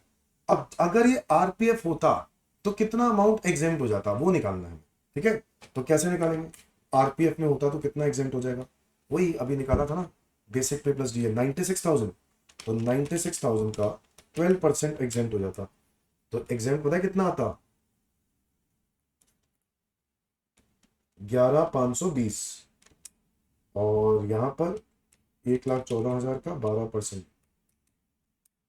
13,680। तो बताऊं टैक्सेबल कितना होगा, जब एम्प्लॉयर ने एम्प्लॉय के मतलब एम्प्लॉयर एसपीएफ ये यूआरपीएफ से आरपीएफ में अगर जा रहा है अमाउंट, तो कितना टैक्सेबल होगा, 13,440 minus 11,520 which is equal to 1920 ये, और 15,960 माइनस 13,680, यहां पे हो जाएगा 2,280, ये टैक्सेबल हो जाएगा। तो बेसिकली इतना एग्जेम्पशन तो वैसे भी मिलता ना, मतलब सारा ही टैक्सेबल कर दिया तो वो लॉजिक नहीं है ना। तो उतना एग्जेम्पशन दे दो जितना बनता है। कितना एग्जेम्पशन बनता है, ये आरपीएफ के अकॉर्डिंगली इतना अमाउंट तो एग्जेम्प्ट बनता ही। अगर ये पहले से आरपीएफ होता तो इतनी एग्जेम्पशन तो उसको मिली रही होती, बोलो हाँ या ना। अभी वो यूआरपीएफ है, वो बात और है। तो यूआरपीएफ से आरपीएफ में अब ये टैक्सेबल होगा, इतना अमाउंट टैक्सेबल होगा। इंटरेस्ट की बात करते हैं, इंटरेस्ट भी तो टैक्सेबल होगा, इंटरेस्ट भी तो टैक्सेबल होगा। जी हाँ, इंटरेस्ट की बात करते हैं तो इंटरेस्ट में एग्जेम्पशन, अच्छा इंटरेस्ट में दिया ही 9% है, ओ 9.5% तक तो एग्जेम्प्ट ही होता है। तो ये तो 9 दे ही 9 रहे हैं, तो ये दे ही 9 रहे हैं, तो एग्जेम्प्ट हो जाएगा ये पूरा का पूरा। ठीक है, वो पूरा का पूरा एग्जेम्प्ट हो जाएगा। तो अब बात कर रहे हैं कि अगर क्वेश्चन बोल रहा है कि 22-23, बट देखो 23 तो हमने अभी तक का तो कर लिया, बट क्या आगे भी कंपनी चल रही है, हाँ। अगर मुझे कहना है कि यूआरपीएफ से आरपीएफ, तो मेरा आंसर तो कंप्लीट हो गया, यही टैक्सेबल होगा भाई, खत्म हो गया मेरा आंसर। वैसे अगर जो क्वेश्चन ने मांगा है 1920 प्लस 2280, 4200 इज टैक्सेबल, जो इन्होंने भी लिख दिया है आंसर में। अब करंट ईयर का भी अगर मैं निकालूं तो मुझे क्या करना होगा, मैं करंट ईयर का 22-23 का, वैसे क्वेश्चन मांग नहीं रहा, कहां मांग रहा है क्वेश्चन 22-23 का, बताओ। क्वेश्चन ने वैसे ईयर वाइज तो मांगा ही नहीं है। चलो अगर हम 22-23 का भी कर देते हैं इंस्टीट्यूट के अकॉर्डिंगली, वैसे जरूरी नहीं था, बट अगर कर देते हैं तो क्या होगा, 22-23 का बेसिक पे चेंज हो गया होगा, 5 के बाद 6, 6 के बाद कितने हो गए 7, और डीए भी 500 रुपये और बढ़ गया होगा, 7 और 4 11, तो 11,000 इंटू 12, ये बनेगा 1,32,000। और इस बार इसका 14% इंप्लॉयर कॉन्ट्रीब्यूट करेगा, तो 1,32,000 का 14% बनता है 18,480, जिसमें से आपको एग्जेम्पशन मिलेगी कितनी, 12%। तो 1,32,000 का 12%, 1,32 का 12% कितना आया, 15,840। और अगर मैं ये माइनस कर दूं 18,480 minus 15,840 which is equal to 2,640। Is that clear. तो 22-23 में इतना अमाउंट टैक्सेबल होगा 2,640। ठीक है, 22-23 का, 22-23 में तो ये भी टैक्सेबल हो रहा है और ये भी टैक्सेबल होगा। ये उस साल का अपना कॉन्ट्रीब्यूशन है, और ये पिछले 2 सालों का यूआरपीएफ से पैसा आरपीएफ में गया, ये हुआ टैक्सेबल। ठीक है, 4200। ये हमने पढ़ा था income deem to be receive in India, section number 7। मान लिया जाता है कि इनकम रिसीव हो गई है इंडिया में। तो ये है इलस्ट्रेशन नंबर दोस्तों 33। अब आ गया इलस्ट्रेशन नंबर 34। बेसिक सैलरी दी है, ओके। एंटरटेनमेंट अलाउंस बताओ, नेट सैलरी बताओ। लो बता देते हैं क्या ही दिक्कत है इसमें। Illustration number 34। Entertainment allowance government employee को स्टैंडर्ड डिडक्शन मिलती है, नॉट स्टैंडर्ड, डिडक्शन मिलती है। बेसिक सैलरी कितनी है, बेसिक पे कितनी दी है, 8,000 रुपये महीना। तो 8,000 इंटू 12 यानी 96। इसके बाद आपको डीए दिया है, डीए कितना दिया है, 2,000 रुपये महीना। तो 2,000 इंटू 12 ये हो गया 24,000। डन। टैक्सेबल परक्विजिट कितना दिया है, टैक्सेबल परक्विजिट कितना दिया है, ये दिया है 35,000। एंटरटेनमेंट अलाउंस कितना दिया है, 4,000 इंटू 12, जिसमें से 20,000 रुपए is expanded and balance amount is saved. 4,000 into 12 कितना खर्च कर दिया इससे फर्क नहीं पड़ता, 48,000 आपको पहले पूरा टैक्सेबल करना है। और अब अगर वो गवर्नमेंट एम्प्लॉय है तो पहले तो ग्रॉस सैलरी निकाल लो कितनी आई, 96, 24, 35 और 48, ये हो गई 2,03,000। ये हो गई ग्रॉस। और इसमें से माइनस करो स्टैंडर्ड डिडक्शन 50,000 और माइनस करो एंटरटेनमेंट अलाउंस। क्योंकि आप गवर्नमेंट एम्प्लॉई हो तो 3 लिमिट्स में डिडक्शन मिलती है। पहली एक्चुअल रिसीव, एक्चुअल कितनी रिसीव थी, 48,000। सेकेंड 20% ऑफ बेसिक पे, 96,000 का 20%, 96,000 का 20% विच इज 19,200। और लास्ट लिमिट फिक्स होती है बच्चों 5,000। अगर गवर्नमेंट एम्प्लॉय के केस में तो 5,000 रुपए की रिडक्शन मिल जाएगी। तो कितना टैक्सेबल होगा, 2,03,000 माइनस 55,000, ये आ गया 1,48,000। 1,48,000 डन। तो ये हमारी आ गई अगर आप गवर्नमेंट एम्प्लॉय होते। अगर आप नॉन गवर्नमेंट एम्प्लॉय होते तो सीधी सीधी बात है, ये 96, 24, 35 इससे कोई फर्क नहीं पड़ता, 48 ग्रॉस सैलरी है 2,03,000 और स्टैंडर्ड डिडक्शन 50,000 और एंटरटेनमेंट अलाउंस में कोई डिडक्शन होती नहीं, तो मेरा आंसर होता 1,53,000। डन एवरीवन, क्योंकि वो डिडक्शन सिर्फ गवर्नमेंट एम्प्लॉय को मिलती है। खत्म। Illustration number 35। टैक्सेबल सैलरी निकालनी है अगर आप ओल्ड रिजीम, क्वेश्चन कह रहे हैं ओल्ड रिजीम, ठीक है। Illustration number 35। मिस्टर रोहित एक नॉन गवर्नमेंट एम्प्लॉई है, following salary details. Basic salary आपको दी हुई है कितनी, बेसिक सैलरी आपको दी हुई है 5,000 रुपये महीना, 60,000। एंड और क्या दिया है, डीए, डीए कितना है 2,000 पर मंथ, 24,000। इसके अलावा entertainment allowance 300 into 12, 3,600।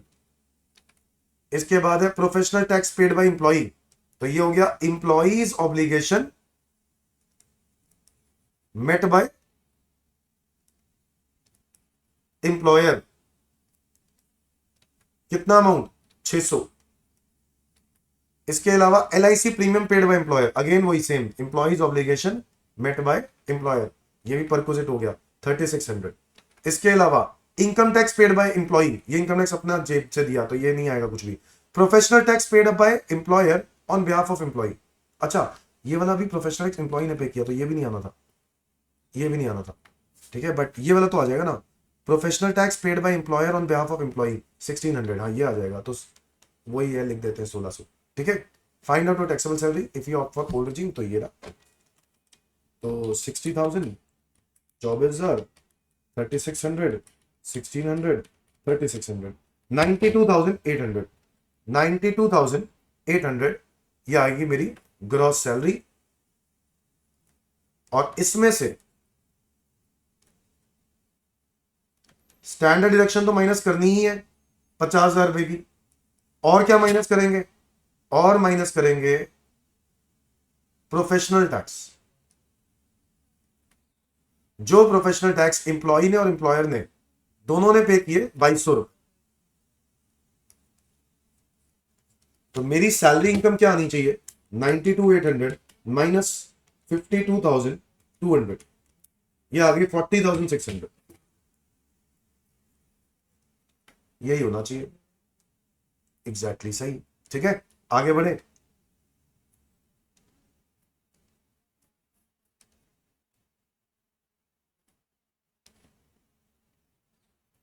Illustration number कौन से पे आएंगे अब हम, 35, नहीं 35 तो हो गया, 36,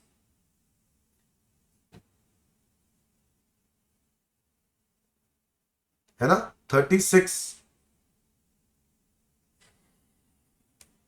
आओ इलस्ट्रेशन नंबर 36 देख लेते हैं। दो इलस्ट्रेशन रह गए दोस्तों, बस खत्म होने वाला है। ठीक है, जब मैं पेशेंटली करवा सकता हूं तो आप भी पेशेंटली कर सकते हो, है कि नहीं। Illustration number 36। Mister Bharat of Siliguri is offered for employment bye Vimal and company Kolkata on basic salary 5500 per month. Other allowances दिए हैं, डीए दिया है 4000 पर मंथ, मेडिकल अलाउंस दिया है, बोनस दिया है 1 month basic salary. Compute the company gives an option to him, either rent free accommodation ले लो of a fair rental value 1000 per month or to accept a cash house rent allowance ले लो 1000 per month. He decided to accept HRA and takes a house in Kolkata at a monthly rent of 1000. He has opted for old regime. Do you think he has made a wise choice? मतलब आपसे पूछ रहे हैं, आपसे advice मांग रहे हैं कि क्या उसने सही डिसीजन दिया है। तो हमें दोनों ऑप्शंस में उसका आंसर निकाल के देखना पड़ेगा कि वो उसका ऑप्शन बेटर है या नहीं। तो पहला ऑप्शन तो ये था, if he has received HRA, अगर वो HRA लेता है, ठीक है, तो ऐसे केस में क्या होगा, बेसिक सैलरी, बेसिक पे कितना है 5500 इंटू 12, तो 5500 इंटू 12 कर दो जरा फटाफट, यहीं से कर दूं 5500 इंटू 12, वैसे कर ही लेते हैं 5500 इंटू 12, 66,000। इसके बाद आ गया बोनस दिया हुआ है, तो बोनस डाल दो। बोनस कितना है, बोनस दिया है 1 month basic salary which is 5500। Done. DA भी दिया है, डीए भी डालो। डीए कितना दिया है, डीए लिखा है 4000 पर मंथ, तो 4000 इंटू 12, 48,000। इसके अलावा आपको मेडिकल अलाउंस दिया है, मेडिकल अलाउंस किसी भी कैटेगरी में नहीं होता है, फुली टैक्सेबल, 1000 इंटू 12। अब कंपनी ने यहाँ पे रेंट फ्री एचआरए दिया, या फिर आप रेंट फ्री कमीशन दोनों में से कोई एक ले लो, तो आपने एचआरए ले लिया। एचआरए देखो, एचआरए में 12,000 रुपए दिया है, उसमें से एग्जेम्प्ट माइनस करो, एग्जेम्प्ट माइनस करो। पहला लिमिट क्या होती है 12,000 एक्चुअल एचआरए रिसीव, सेकंड क्या होता है rent paid minus 10% of salary. Rent paid कितना है, वही 12,000 ही है, माइनस 10% ऑफ सैलरी। सैलरी कितनी है, सैलरी है 66,000। सर ये तो DA does not forming part है, क्वेश्चन में लिखा ना DA does not forming part, तो फॉर्मिंग पार्ट चाहिए होता है। तो 66,000 का 10% इज 6600, यहां पे आ जाएगा 5400। तो ये थर्ड लिमिट क्या आ जाएगी 33,000, 50%, कोलकाता है ना, तो 66,000 का 50% 33,000, which ever is less, 5400 exempt हो जाएगा बच्चों।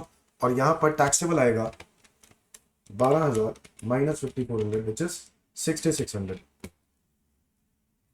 तो एचआरए आ गया। अब मेरा ग्रॉस सैलरी आ जाएगी, बताओ कितनी आएगी, 66,000, 5500, 48,000, 12,000 और 6600, ये आ रहा है 1,38,100।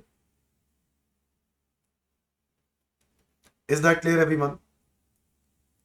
तो अगर मैं एचआरए ऑप्ट करता हूं तो मेरा आंसर ये होगा option B, if he takes RFA rent free accommodation ले लेता है तो क्या होगा। अगर आरएफए ले लेता है ना तो क्या होगा, तो वही है बेसिक सैलरी तो वैसे ही होगी, बेसिक पे कितनी आएगी 5500 इंटू 12, 66 ही आएगी, तो 66।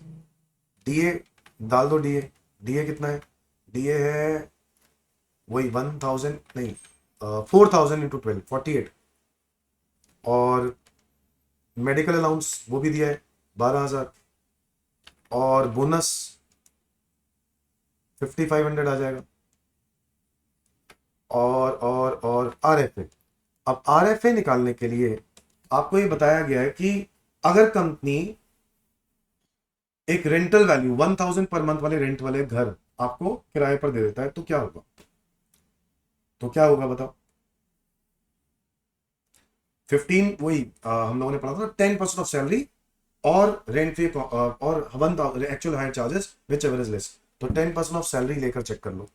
10% ऑफ सैलरी, सैलरी कितनी आएगी, सैलरी में बेसिक पे डीए ऑल टाइप्स, कमीशन, इस वाली सैलरी में क्या आता है, बेसिक पे डीए ऑल टाइप्स, कमीशन नहीं, DA forming part, commission all types, DA forming part, DA तो फॉर्मिंग पार्ट है ही नहीं, ये तो डज नॉट फॉर्मिंग है, ये तो डज नॉट फॉर्मिंग है ना, तो ये तो आएगा नहीं इसमें।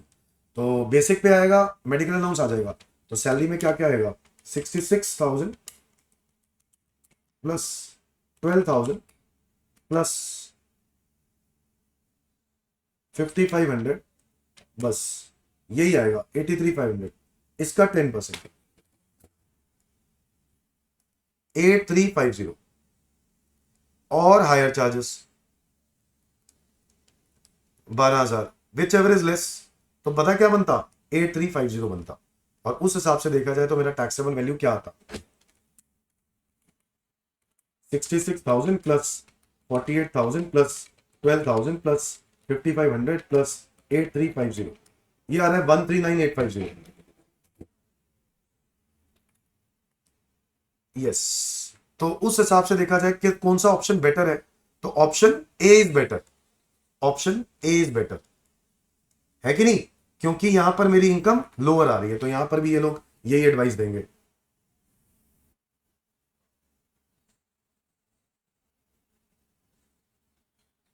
तो उसने उसमें लिखा था ना, he decided to accept HRA, तो एचआरए उसने सही डिसाइड किया कि गलत डिसाइड किया, तो सही डिसाइड किया, मतलब एचआरए ही हमारा आंसर कम आ रहा है। ठीक है, इलस्ट्रेशन नंबर 36, 37 लास्ट इलस्ट्रेशन है बच्चों, आ जाओ एक फुल फ्लैश क्वेश्चन कर लेते हैं।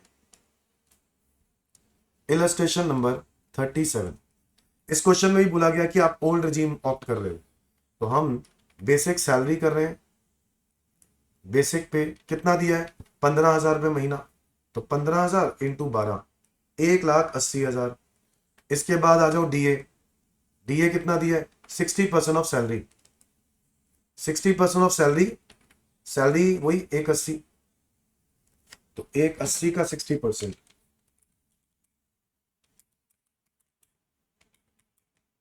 ये आ रहा है 1,08,000, तो 1,08,000 डीए आ गया। इसके बाद है मेडिकल अलाउंस, लो जी मेडिकल अलाउंस फुली टैक्सेबल, तो 600 पर मंथ, 600 इंटू 12, 7,200। और एचआरए, एचआरए कितना दिया है, 6,000 पर मंथ, तो यानी हो गया 72,000, जिसमें से माइनस कर देंगे एग्जेंट। एग्जेंट में क्या क्या आएगा बताओ, पहला actual HRA receive 72,000, second rent paid minus 10% of salary, rent कितना पे किया 7,200 इंटू 12,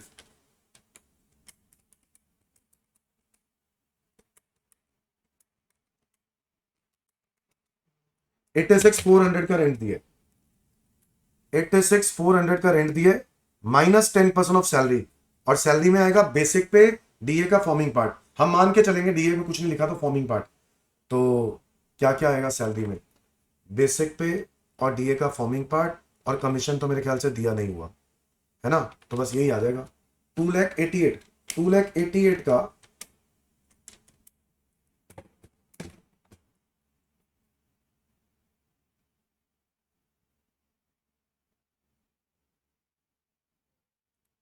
2,88,000 का 10%, 28,800, 28,800 कितना बच गया, 86,400 माइनस 28,800 इज इक्वल टू 57,600।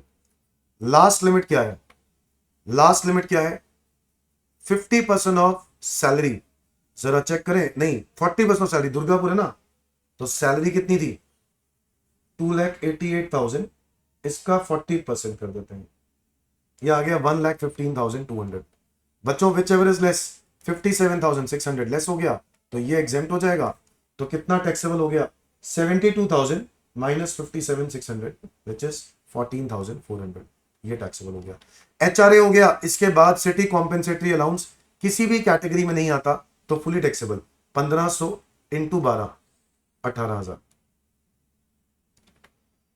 इसके बाद she owns a car for official purpose, official purpose के लिए तो value of use of car, value of use of car official purpose के लिए क्या करें, परक्विजिट वैल्यू क्या होगी, निल। हर एम्प्लॉयर रीइंबर्सेस हर 3,000, तो भाई ऑफिशियल पर्पस के लिए तो वैसे भी निल आएगा ना, तो क्या रीइंबर्समेंट देखना। आगे आ जाओ।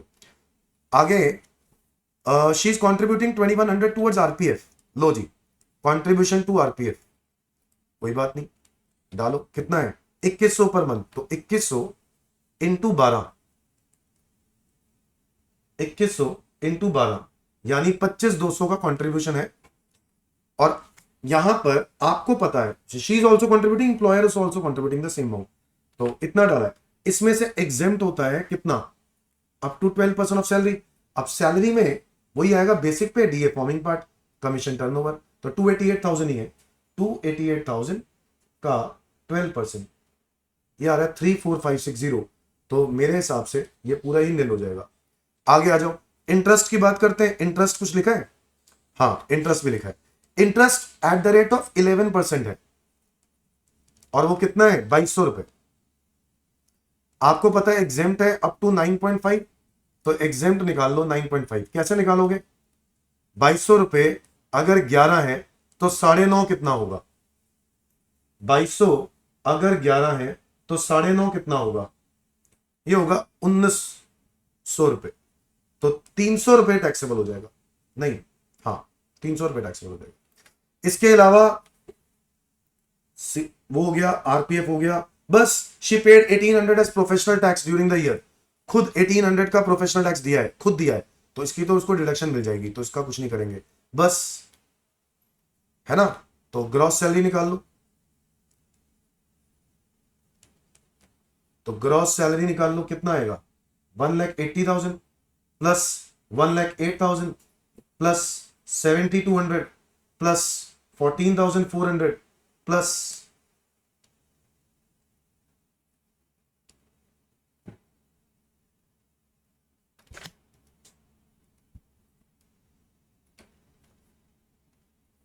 प्लस 18,000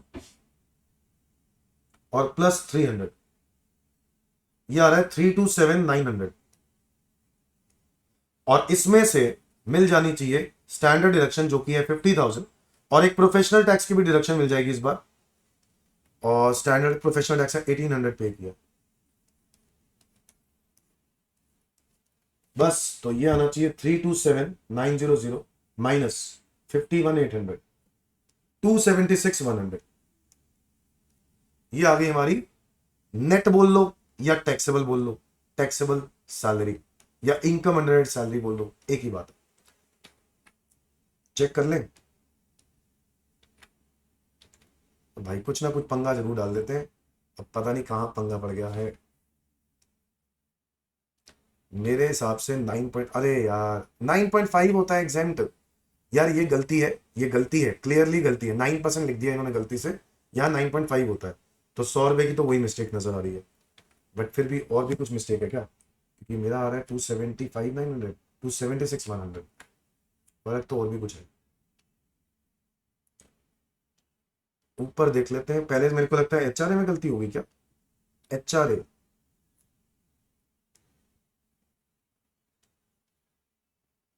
14,400, एचआरए आना चाहिए 14,400, हाँ ठीक है एचआरए पे। कार फैसिलिटी ठीक है, इंटरेस्ट ठीक है, 1,08,000, 7,200, 18,000, सिटी कॉम्पेंसेटरी मैंने डाला है ना, सिटी कॉम्पेंसेटरी 18,000 डाला है, और क्या रह गया 14,400, एचआरए हो गया, तो ये भी हो गया, ये भी हो गया, ये भी हो गया, है ना, सारे हो गए। इसके अलावा बस ये 400, ये 300 आएगा, बस। अरे ये क्या टोटलिंग में मिस्टेक है क्या, या मेरे से मिस्टेक हो गई टोटलिंग में? एक बार फिर से देखूं। 1,80,000 plus 1,08,000 plus 7,200 plus 14,400 plus 18,000 plus 300, 327,900। पता नहीं है इन्होंने क्या किया है। 327,900 आ रहा है और 51,800 माइनस करके ये आना चाहिए। ठीक है, हमारा आंसर बिल्कुल परफेक्ट है। ठीक है, ये मेरे साइन हो गए, ये बिल्कुल परफेक्ट आंसर है। आज के लिए इतना ही करते हैं बच्चों। ये नोट्स अगर आपको चाहिए, आपको टेलीग्राम चैनल ज्वाइन करना होगा, मैं वहां पर ही ये चीज शेयर कर रहा हूं। ठीक है जी, और अपने दोस्तों के साथ शेयर करो दोस्तों। मैं बहुत जल्दी और भी चैप्टर्स के लिए लेके आने वाला हूं। मेरी स्पीड उतनी ही तेज हो जाएगी जैसे जैसे मेरे को ऐसा लगेगा कि हाँ बच्चा ये पसंद कर रहा है और बच्चे को अच्छे लग रहे हैं, ये बहुत जरूरी है, तो इसलिए मैंने डाला। ठीक है, आज के लिए इतना ही। Bye bye, all the best, bye bye.